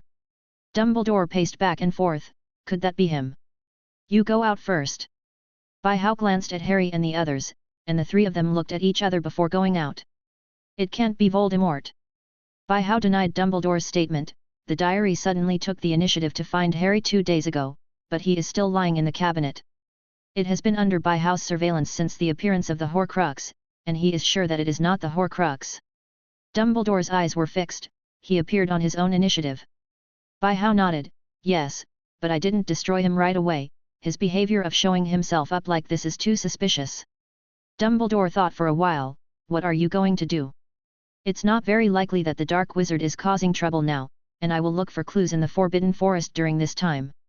If it is a magical creature, it will definitely appear again. Dumbledore nodded. So you're all done chatting? At this moment, Professor McGonagall spoke from the sidelines. Now that the two of them had finished chatting, it was time to talk about their own affairs. Mr. Felix, I need to talk to you about something. Oh. My God. Byhow immediately drooped his face. He knew what Professor McGonagall wanted to talk to him about, and it was about the little friends in the guild staying out at night and breaking into the Forbidden Forest without permission. He finally knew at 0.4 how the old man felt when he dealt with those people in the council, he felt a harassment fly flying into his ears. For the next few days, Byhow squatted continuously in the Forbidden Forest. He used many methods, but he didn't find any strange people and magical creatures haunting the Forbidden Forest. The entire Forbidden Forest was very quiet as if nothing had happened. Looking at Hogwarts Castle, it was peaceful, and no one even knew what happened to the Weasley twins. All the little wizards just felt that there seemed to be a little joy missing in the school. Harry was doing homework in the classroom, but in fact his pen didn't move at all, his eyes were empty and he didn't know what he was looking at. In the past few days, he would think of the scene when Fred and the two were sent back to the guild from time to time. Harry, what's wrong with you? Ron felt very strange, these days he often saw Harry absent-minded. Harry, what's wrong with you? Harry pursed his lips, I'm sorry, I was just thinking. If I don't release this mission, they will not have an accident. Ron sighed, Harry, you really don't have to think about it that much. This incident is not your fault, no one expected such a thing to happen. Didn't the professor say that Fred and Healer will be able to wake up after the Mandela grass matures in another 2 months? Look at me, I'm their younger brother and I'm not that nervous. Thank you for comforting me, Ron. Harry smiled wryly, thank you. Ron smiled, don't think so much, let's continue with our homework, finish it as soon as possible and we will have enough time to practice magic tonight. Harry nodded, collected his mood, and was about to pick up a pen and continue writing his homework. But as soon as he lowered his head, he found that his homework book was full. He remembered the strange blank diary a few days ago, and now he just took it for homework. Taking the diary out of the bookcase, Harry saw Tom Riddle's diary, Tom Marvolo Riddle, written on the cover, and he didn't pay much attention to it being a personal name before. Ron, is there a student named Tom Marvolo Riddle in our school? Harry picked up the diary and showed it to Ron. Ron looked up, then shook his head. No, there seem to be a few Toms in school, but none of them are named Tom. Oh. All right. Harry put the diary down, and without thinking too much, he opened the cover and wrote his name on the blank of the first page. Hey! Harry rubbed his eyes. 24. He seemed to see the name he had just written on it suddenly disappear. He frowned and thought for a while, then dipped some ink on the quill pen and dripped it on the diary. The black ink gradually disappeared, and a greeting suddenly appeared on the blank paper. Hello, Harry Potter, I'm Tom Riddle. Harry's breath became short of breath, and he raised his head to call Ron's name, but it turned out that Ron had already fallen asleep lying on the table, and the pen in his hand was still drawing a beautiful arc on his homework book. What did you say in the first 2 minutes? Hurry up and finish your homework and go back to the guild to practice magic tonight. I didn't expect to fall down like this. Harry shook his head, picked up the diary and flipped through it quickly. The pages were all blank. He bowed his head and thought for a while, picked up a pen and wrote in the diary, Hello, Tom Riddle. Tom, hello, Harry Potter. Harry, why are you in the diary? Tom, I'm just a memory. Harry, are you a Hogwarts student? Tom, yes. In this way, Harry chatted with Tom for more than 10 minutes, gradually talking about Fred. Tom, maybe I can solve your troubles. Harry, what can you do? You're just a diary. Tom, I can take you back 50 years and have a look, maybe you can understand. A white light suddenly lit up in the diary, pulling Harry into a black and white world. And 10 minutes later, he returned to the real world again. Harry had an unbelievable look on his face. Hagrid. He stood up quickly and shook Ron awake, who was sleeping soundly. What's the matter? Ron was forced to turn on the phone, still a little dazed. Ron, it's Hagrid. Harry said, 50 years ago, the Slytherin Chamber of Secrets was opened. Ron frowned, with a puzzled look on his face. What's wrong? Harry licked his lips and calmed down. Hagrid opened the Chamber of Secrets 50 years ago, and a student died at that time. It wasn't the basilisk that killed that student. Ron was shocked. What? Inside the guild residence. You two, don't tell me that you just use this diary of unknown origin to say that Hagrid is the murderer who hurt Fred and George. Hermione's expression was very bad, and the two fools in front of her suddenly he ran to himself and said something about the secret room 50 years ago. With just one weird, worn-out diary. I didn't say Hagrid did it. Seeing that Hermione misunderstood him, Harry was anxious. I mean, although Hagrid opened the Chamber of Secrets back then, it wasn't the basilisk that killed the student. At that time Hagrid had a pet named Aragog, although I couldn't see what it was because the environment was too dark, but it was the murderer who killed the student. Hermione looked angry. Then since you said that Hagrid opened the Chamber of Secrets, what about the basilisk? Where did the basilisk go then? This. Harry was immediately stopped by the question. He hadn't thought that much just now. Since you have the time to study this, you might as well read more books. Hermione glared at Harry, turned and left. Look, I said that you will definitely be scolded for looking for her. Ron walked over from the side, and what she said is right. Since the Chamber of Secrets has been opened, how can you explain the basilisk thing? Wait a minute. Harry opened the diary on the spot, picked up a pen and wrote in it. Harry, since the Chamber of Secrets was opened back then, what about the basilisk? Tom, the basilisk won't show up. Harry, why? Tom, it's sleeping, and only Parseltongue can wake it up. Harry, what is a Parseltongue? Tom, the ability to communicate with snakes. Harry, why do you know this? Tom. No more words came out of the diary, and it was obvious that Tom didn't want to say why he knew these things.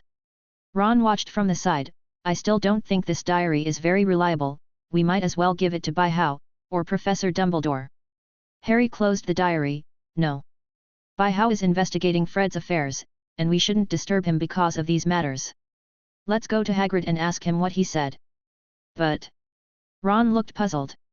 Don't worry, we're just looking for Hagrid, not doing anything dangerous. Harry put his arm on Ron's shoulder. Let's go, Ron. There was no way, since this person in front of him was his best friend. Ron had no choice but to go to Hagrid's cabin with Harry. At the same time, By-How was in the conference room on the second floor of the guild castle, frantically looking up Ron Kelo's inheritance information in his mind. After several days of searching, although he didn't get any clues, according to the testimony of the acromantula and the centaur, he has initially ruled out the possibility of man-made. He was looking up the legacy about Slytherin, the Chamber of Secrets, and the Basilisk. By how once suspected that Slytherin had raised a second basilisk in the secret room, so he went back to the secret room to check, but found nothing. But he noticed a name in the inheritance materials, Despicable Hierbo. Despicable Hierbo, he is a dark wizard in ancient Greece. He is one of the earliest known dark wizards. The records about him can be traced back to more than 1,800 years ago, nearly before the establishment of Hogwarts. 900 years. He was notorious, and much of his research still influences the development and use of much of the dark arts to this day. He is believed to be the first wizard to breed a basilisk, and is famous for it. In addition, he invented many evil curses and became the first wizard to successfully create a horcrux. Some say he may still be alive today, splitting their souls by him. He is also one of the earliest recorded parcel tongues. According to a fragment read by Roinalewen Kilo, the first basilisk bred by Herbo was killed in Greece 300 years ago in her time, and people will wake up from the basilisk. A 59-cubit two-winged snakeskin was taken off the monster as a trophy. Cubit, a unit of measurement of length in ancient Greece, 967, refers to the length from the elbow to the tip of the middle finger, about 2.1 cubits equals 1 meter. In other words, the first basilisk bred by Hierbo was about 27 meters long when it was killed at the age of 600, which was more than 2 meters longer than the basilisk in the secret room. The record of the basilisk in the current data is, an adult basilisk can grow to more than 20 meters. The basilisk can reach adulthood in about 10 years. Although it is not clearly recorded that the length of the basilisk will increase with age, no one can rule out this possibility, can it? Then this is strange. If the basilisk in the Chamber of Secrets was really put in by Slytherin, even if it had been sleeping for a while, it would not be only 25 meters long. And what happened to the recorded two-winged snakeskin? Just when Bai Hao was puzzled, Min walked in. Bai Hao, did you find anything? Hermione handed him a bottle of pumpkin juice. You should take a break, you only slept for a few hours since yesterday. Bai Hao took a sip of the pumpkin juice, a sweet taste refreshing. I'm fine, this is nothing to me. Did everyone in the guild find anything? Hermione shook her head, it's peaceful, but Malfoy said that recently he felt that the Slytherin common room was much quieter. Actually, that's a good thing. Bai Hao smiled, if nothing happens next, it means Fred and the others are just a rare accident. Maybe I can spend a while looking for this mysterious and dangerous magical creature. If it's a new species, maybe I can get a third-class medal of Merlin for it. So, people should not easily set up a flag. Harry and Ron arrived at Hagrid's cabin. Hagrid! Harry yelled, but no one answered. The wooden door of the hut was open. Harry pushed the door open and walked in, only to see that the bonfire in the fireplace of the cottage was still burning, and the spout of the kettle hanging on it was constantly spouting hot steam. He's not here. Ron looked at the rock cakes and milk on the table, it seems that he just went out. Harry looked around, maybe something has gone out, let's wait here. Just like that, Harry and Ron waited in the cabin. In the dead of night, Hagrid's hut stands between the Forbidden Forest and Hogwarts Castle, guarding Hogwarts like a guard, blocking the darkness from the Forbidden Forest. Sitsizi. Harry frantically picked out the red kettle with tongs, and the bonfire in the fireplace dimmed a lot. Where did Hagrid go? Ron threw a log into the fireplace, which was the brightest light in the house and couldn't be extinguished. It's almost 10 hours past curfew. It's weird. Harry looked thoughtfully at the red kettle. No matter what the time is, Hagrid should be back. He is a gamekeeper, and he needs to prevent the students from the school from running into the Forbidden Forest at night. What are we supposed to do now? Ron looked out the window into the darkness. We can't just stay here and wait, and you know that. Since Fred and the others had an accident, Professor McGonagall has been very strict with his investigation, especially for us fairy tale people. If Professor McGonagall finds us sneaking out again, I'm afraid we will have to copy the school rules again. Harry thought for a moment, okay, let's go back first and try to find Hagrid tomorrow. Ron was right, there was no way the two of them would be waiting for a wizard here, and he thought Hagrid might have gone out in a real emergency. Harry and Ron walked out of Hagrid's hut, closed the door behind them, and were about to sneak back to Hogwarts. But before Harry turned around, with the faint firelight shining from the cabin, the corner of his eye glimpsed something unusual. Ron, Wait! Harry grabbed Ron, who was about to start. Look there. Ron looked in the direction of Harry's finger. What's wrong? It's just a wall. No. Harry looked determined. Have you forgotten?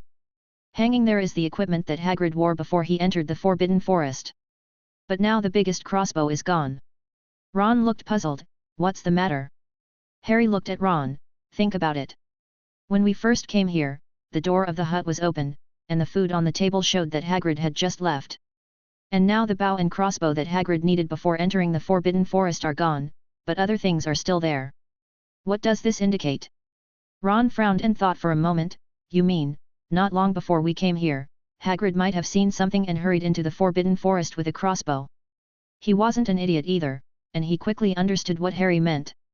Harry nodded. Yes. Hagrid must have seen something. Then let's go back and talk to Bai-Hao.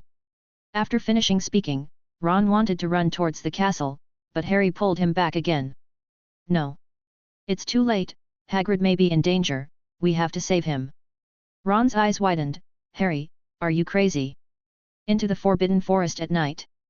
Forget what we encountered last time in the Forbidden Forest. You and Hermione nearly died there. But we're running out of time now. Harry said anxiously, judging from when we came, Hagrid has been in the Forbidden Forest for more than an hour. His life and death are uncertain now. We don't have teleportation magic like Bai-Hao, and it will be a waste of time when we go back to report and come back. And didn't Bai-Hao say that? The guild seal on our bodies has magic to protect us, so nothing will happen. Ron struggled with his thoughts with a complicated expression, and nodded reluctantly. Okay, but what do you want to do? It's impossible for the two of us to go in and look around like a fool, right? Harry looked around. Yes. We have Fang.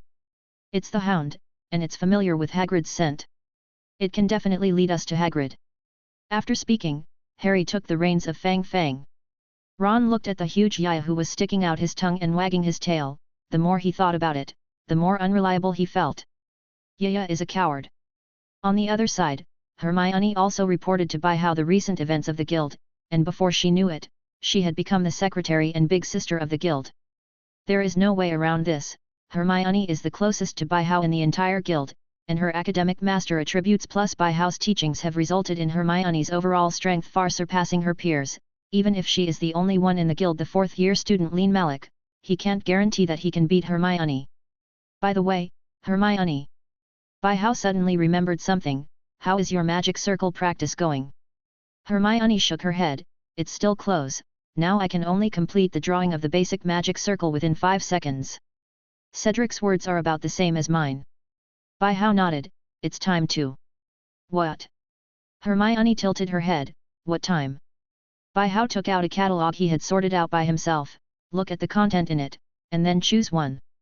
What did it come from? Hermione opened the catalogue curiously, and saw that there were densely recorded various types of magic. Yes, this catalogue is the magic encyclopedia compiled by Bai-Hao, which records the basic information of each series of magic. Now that Hermione's basic magic circle drawing speed has almost reached the passing line, it's time for her to learn more advanced magic circle power. Hermione flipped through the catalogue excitedly, and after 10 minutes, she made a choice. I choose this. Hermione pointed to a spell on the catalogue. Bai-Hao looked at it and couldn't help laughing. Sky magic? It seems that you still care about the fact that you can't fly. For most wizards, the flying broom is usually their only form of flight. And it just so happened that Hermione knew everything, but she was not good at flying with a flying broom. In the flying class, her order only made the broom roll, which was very far from Harry's talent. Hermione blushed a little, as if she had been told what was on her mind. No, I just think this magic suits me. Bai-Hao nodded. Okay. You close your eyes, but it may be a little uncomfortable. What?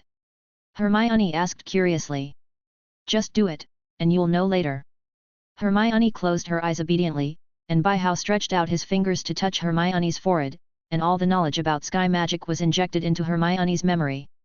After Hermione closed her eyes, she only felt a coolness on her forehead, instantly felt her brain swell, and her temples were tingling faintly, and then some strange things began to emerge in her memory. It will take a while for Hermione to accept the magic memory. Bai-Hao waved his wand, and the light and shadow transmission also called Cedric. President, what's the matter? Cedric opened the door and entered the meeting room, and then saw Hermione, who closed her eyes and frowning. What's wrong with her? Bai Hao waved his hand. It's okay. Cedric, I heard Hermione say that your magic circle. After a while, Cedric also made his own choice, plant magic. Bai Hao raised his eyebrows. You think it through. The difficulty of this magic is very high, and the requirements for manipulating the magic power are very strict. Cedric showed a bright smile. Don't worry, President. I think this magic is very suitable for me. It is difficult and I will learn it slowly. I am still young. Bai Hao nodded. Okay. You close your eyes. As a result, the two young wizards who were the first to learn the magic circle finally began to get in touch with more advanced powers. At this time, the Forbidden Forest was gloomy and mysterious, and it was dead silent. The unknown mist drifted with the wind, faintly covering the potential roots of the trees exposed outside the ground. Harry and Ron walked carefully among them. For some reason, the two of them felt that this second trip to the Forbidden Forest was extraordinarily quiet. Ron became more and more afraid as they walked. They only had a magic lamp brought from Hagrid's hut. The dim environment and the cover of fog made their visibility only about 10 meters away. Ron swallowed nervously. Harry, are you sure Fang can lead us to Hagrid? Harry turned his head to look at him, with a somewhat unsure expression on his face. It should be fine. Woof! Woof! Woof! Suddenly, Yaya shouted towards the front. Harry stopped quickly. Yaya, what's the matter? Did you find Hagrid? But Yaya took a few steps back, turned around and ran back. Ron looked earlier, showing a terrified face. Aren't you hungry? There was a rustling sound, and countless acromantulas, large and small, had already surrounded Harry and Ron from 4 directions. Ron gasped, rolled his eyes, and fell to the ground in a faint. The animal he fears the most is spiders, and he can't bear to see small ones, let alone a large group of giant arachnids now. Ron! Harry yelled, took out his wand and pointed at the acromantulas that kept approaching them. Flaming incendio! A ball of flame hit an acromantula, but it was extinguished after 10 rolls. Swoon stupefy! Swoon stupefy! Harry squatted down to protect Ron, and the wand in his hand kept shooting out magical beams, but unfortunately there were too many acromantulas, and he couldn't finish them all. 563 looked at the approaching acromantula, and then at the fainted Ron next to him.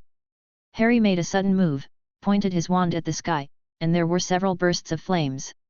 He hoped that if someone saw it, he could come and save them. And at this moment, an adult-sized acromantula jumped up and rushed towards Ron from behind. Harry's eyes widened, and it was too late to cast the spell, so he turned and pressed his body against Ron to protect him. Longian Chibi Fiery Wall.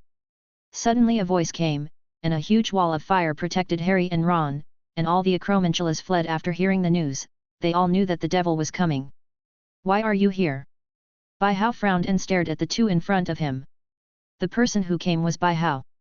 Like the previous few days, he waited until midnight to find clues about the monster in the Forbidden Forest. Bai Hao! Harry exclaimed happily, look at Ron, I don't know why he passed out all of a sudden. Bai Hao squatted down and checked carefully. It's okay, I was scared. Scared? Harry was shocked, he didn't expect Ron to be stunned. You'd better explain to me why you are in the Forbidden Forest so late. Bai Hao's eyes gradually became dangerous. If you don't have a good reason, I will let you try what hell is like. Harry swallowed in fear, and explained why and how he and Ron came to the Forbidden Forest. Harry Potter, do you think you are very powerful? Bai Hao's face became very dark. It's okay if you want to be lonely for a while, but don't bring others with you. Entering the Forbidden Forest to save people? Do you have the ability? It only takes about 10 minutes to run from Hagrid's hut, Sedge, to the guild. It seems that you didn't learn your lesson at all in the basement last semester. You really wanted to kill your companions before you woke up, right? Harry lowered his head. I just thought that we have the guild's guardian magic on us, so there will be no danger. Bai Hao sneered. Fred and George also have guardian magic, they are lucky not to die.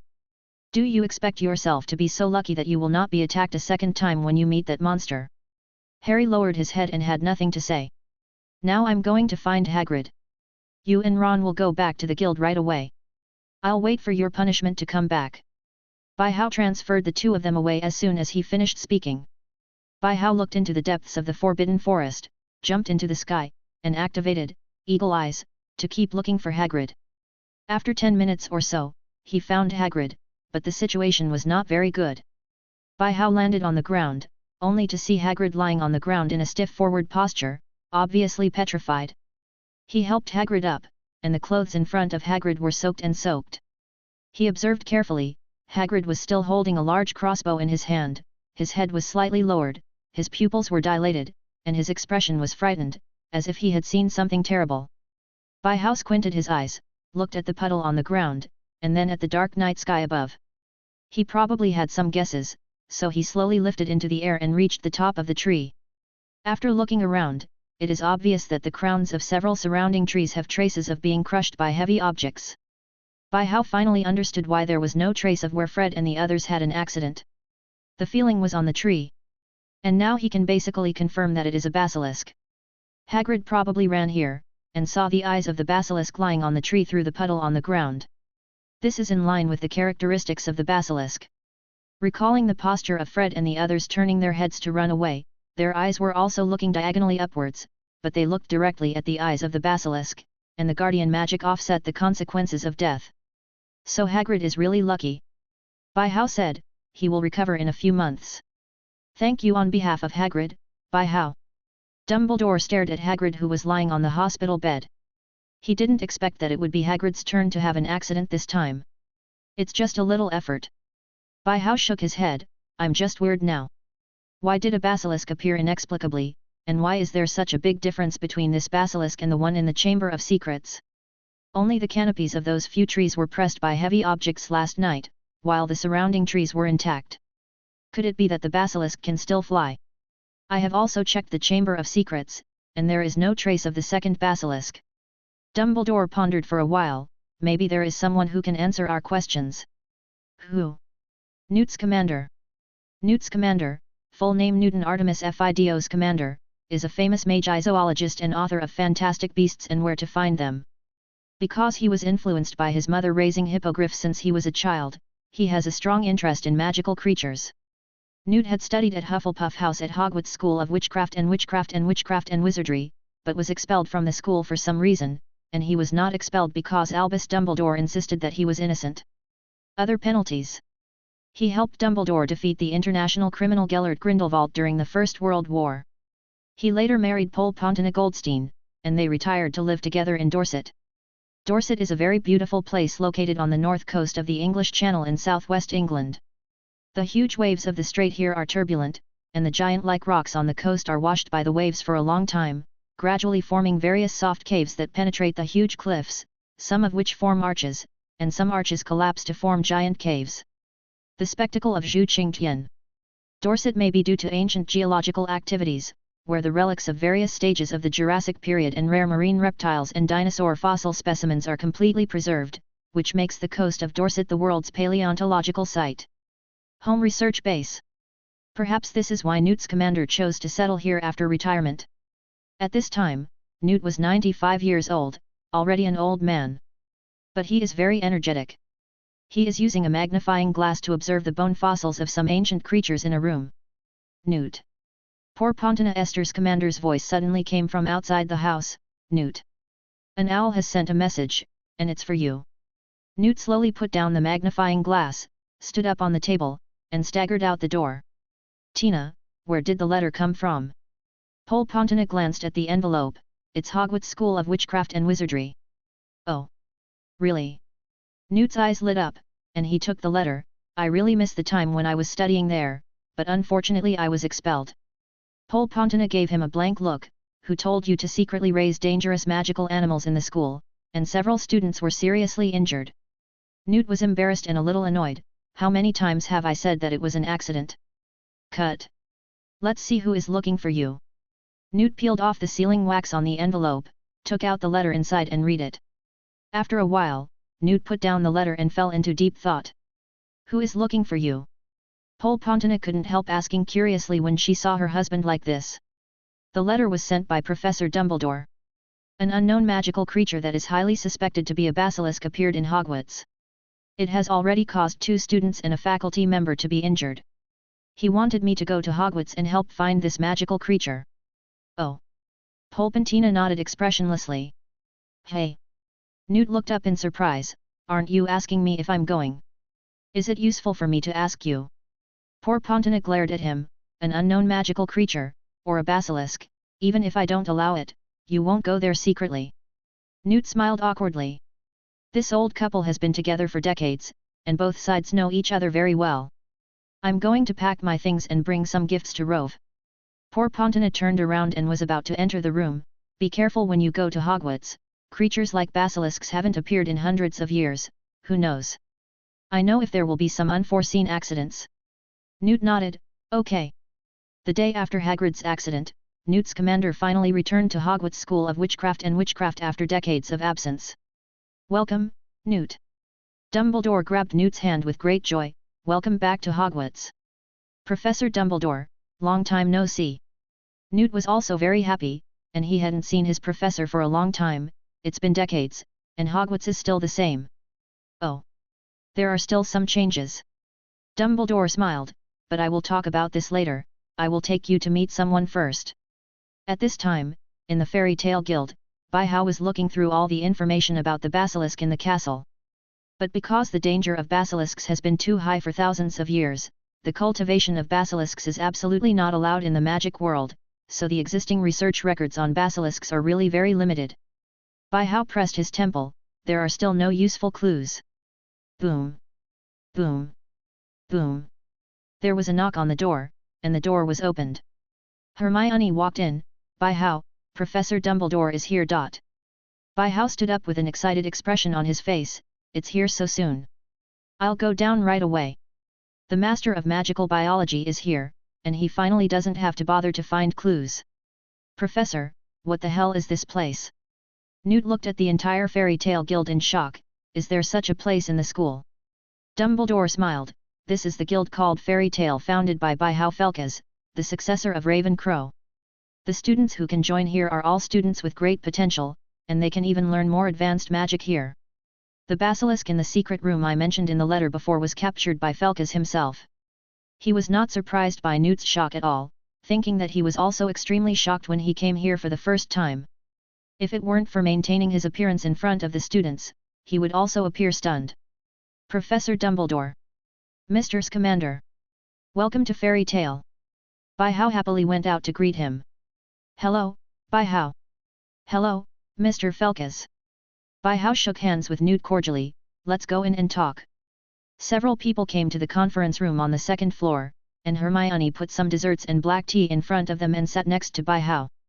I'm sorry, Mr. Scamander, I asked you to come all the way. After exchanging pleasantries for a while, Baihow first cut to the point. It's probably like this.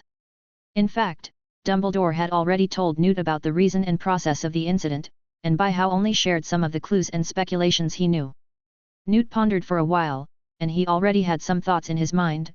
Mr. Felkes, can you show me the basilisk in the Chamber of Secrets? Of course. Baihow nodded. Hermione, are you going too? Hermione's eyes lit up. She was full of curiosity. She nodded excitedly. I am. So a few people came to a cave in the Basilisk Canyon, where the basilisk was eating. Professor, Mr. Scamander. Wait a moment, I'll go and deal with it first. Baihow walked into the cave. After a while, the three people standing outside the cave heard a muffled sound and the groaning of the basilisk coming from inside. Professor, come in. Baihow's voice came from the cave. Newt couldn't wait to trot in. I saw that the basilisk in the cave had been firmly fixed on the ground by the thick vine man, and was still struggling. At the same time, its most dangerous eyes were also covered by the vine man. Oh! My God! Newt excitedly ran to the basilisk and touched the cold scales on it. It's so beautiful. But at this moment, the basilisk let out a roar, and the cumin on its body began to petrify. Baihow raised his hand to form a magic circle, and new vines grew out to fix the basilisk again. Don't worry about studying, Mr. Scamander. Baihow smiled confidently. With me here, this basilisk is an earthworm. Very powerful magic. Newt couldn't help admiring from the bottom of his heart. Dumbledore was standing next to him. Although he knew a little about magical beasts, he was far behind Newt by. So he just watched silently, not wanting to disturb his former student's research on basilisks. Hermione, on the other hand, was crazily intertwined with fear, nervousness, and thirst for knowledge.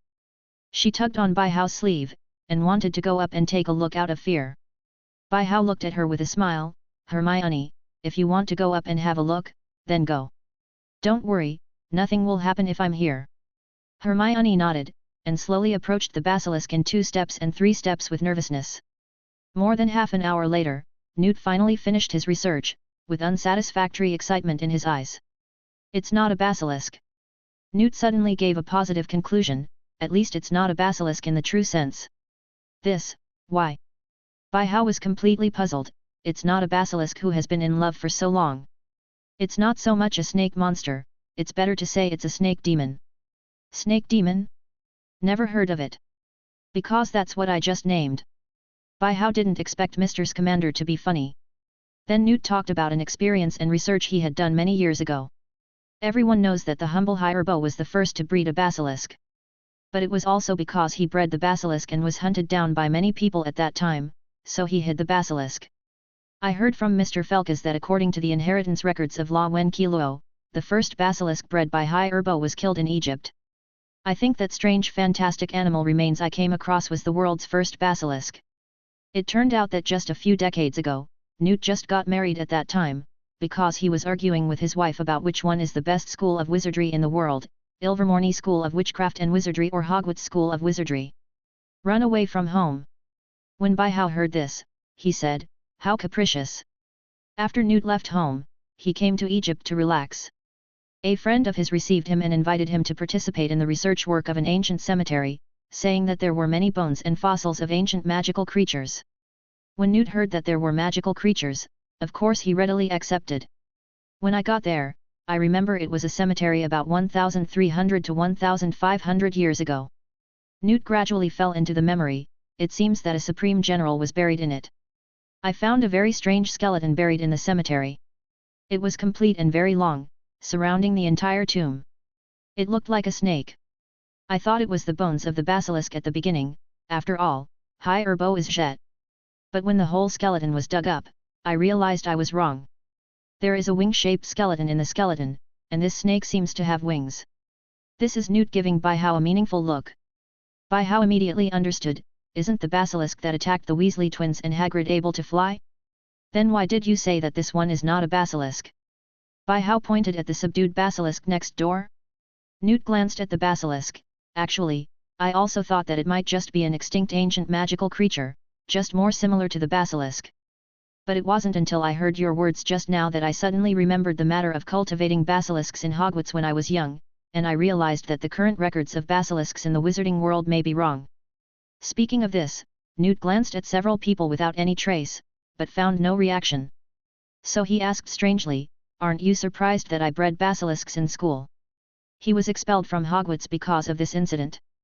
In the past, people were shocked to hear his deeds. What's so strange? Hermione shook her head expressionlessly, and pointed to Bai Hao's chest. He also has a winged demon that has returned to his ancestors. Hey! Winged demon! Newt's eyes lit up. It's still a winged demon who returns to his ancestors. Only now did he see Yuya hanging on Bai Hao's chest, and he really couldn't realize that it was the little spiny ball of the winged demon unless he observed carefully. Ahem. Dumbledore coughed. Newt, keep talking. Oh. Newt responded, slightly interrupted. It turned out that when Newt was at Hogwarts, he had secretly cultivated the basilisk in private. According to records, he put a male egg under the toad's body to hatch, waited for a long time, and finally hatched a basilisk with all his efforts. The newborn basilisk was still weak, and under Newt's careful care, the basilisk did not cause any dangerous incidents at first. I remember very clearly that the basilisk is very special. When it was just born, there were 2 small meatballs on both sides of its heart. I didn't care at the time.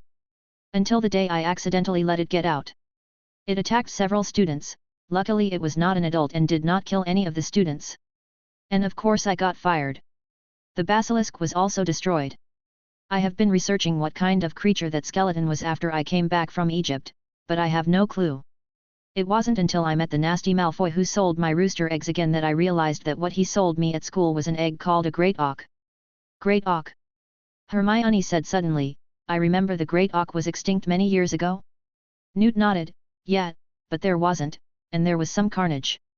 I actually used the eggs of great ox to breed a basilisk, which is different from what is recorded in the book, which makes me incredible. I wanted to verify, but at that time the great ox were all extinct.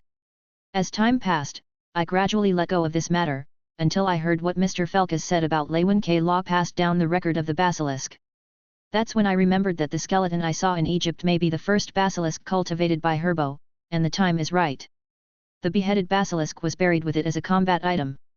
After Newt finished speaking, everyone fell into silence for a while.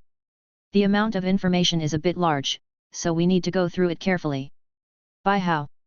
Hermione tugged at By How's sleeve. Great ox in Herbo's time should have been very overcrowded, and they were also flightless land birds. The Egyptians at that time might really have regarded great ox as chickens. Uncertain.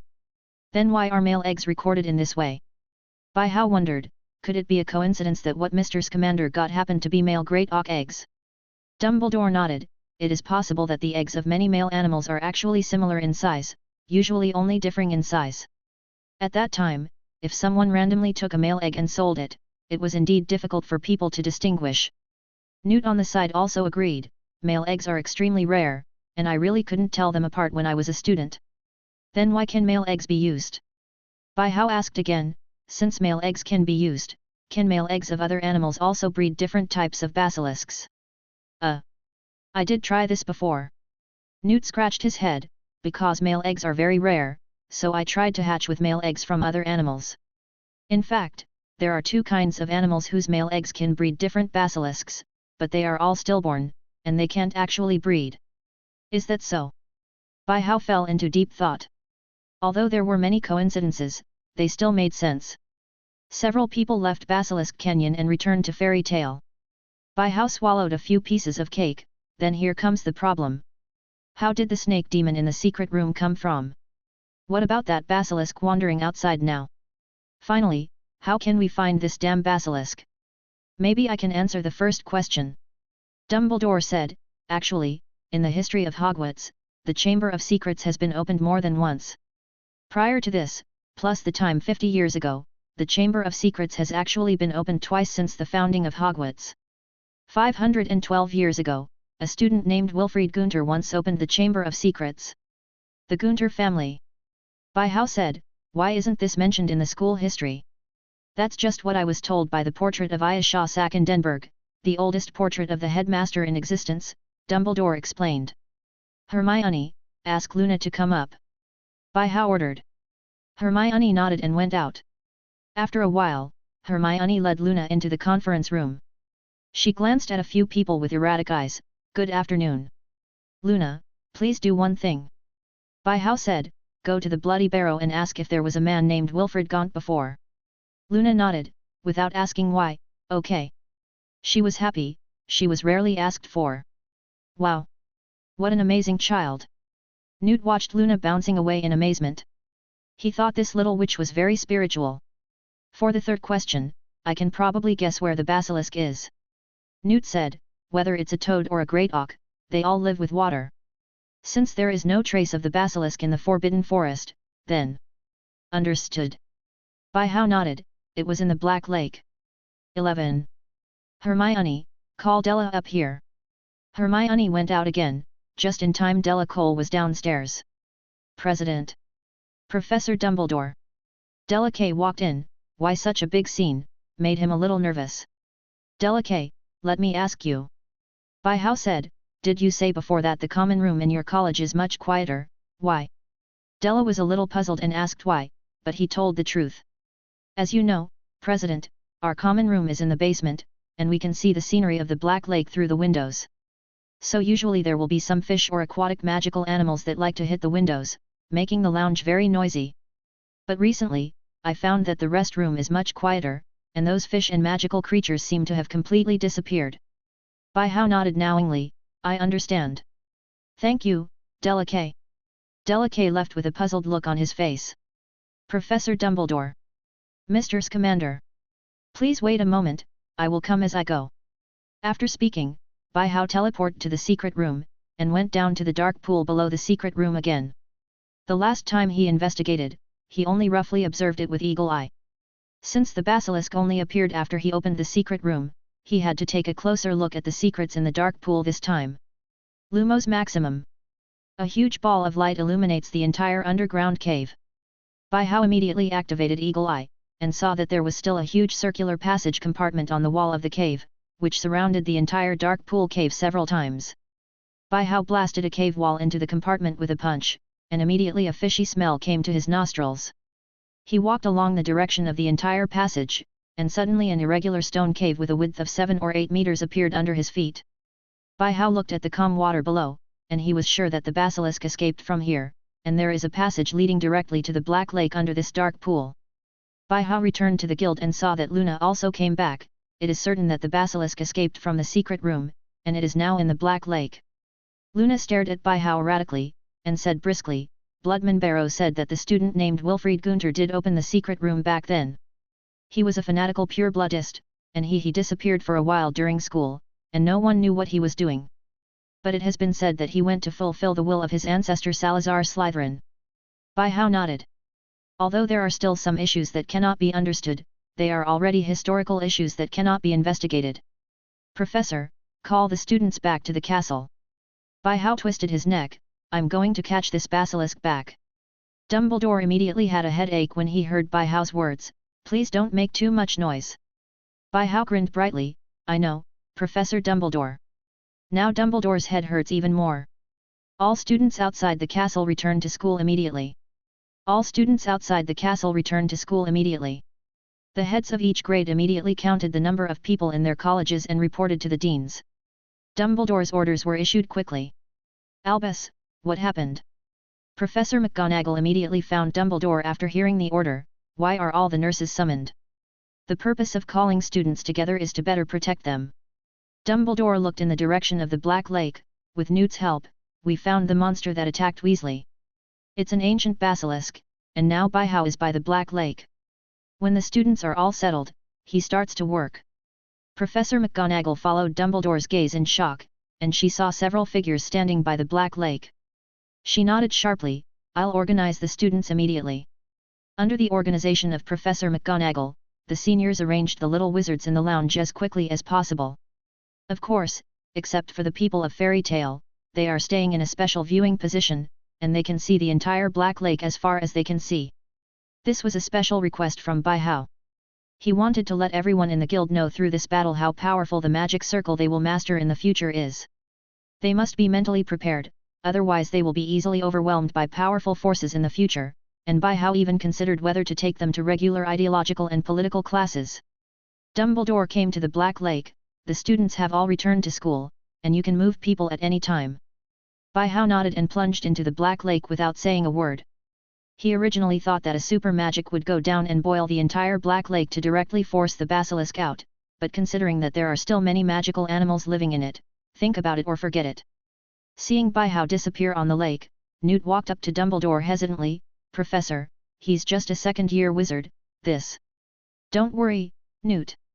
Dumbledore said calmly, his power is beyond your imagination. If he wants to, the whole of Hogwarts can't beat him together, including me. Newt stared at the calm lake with wide eyes, unable to speak for a long time. If you enjoy the content of this channel, subscribe, like, and comment, to help this channel to grow.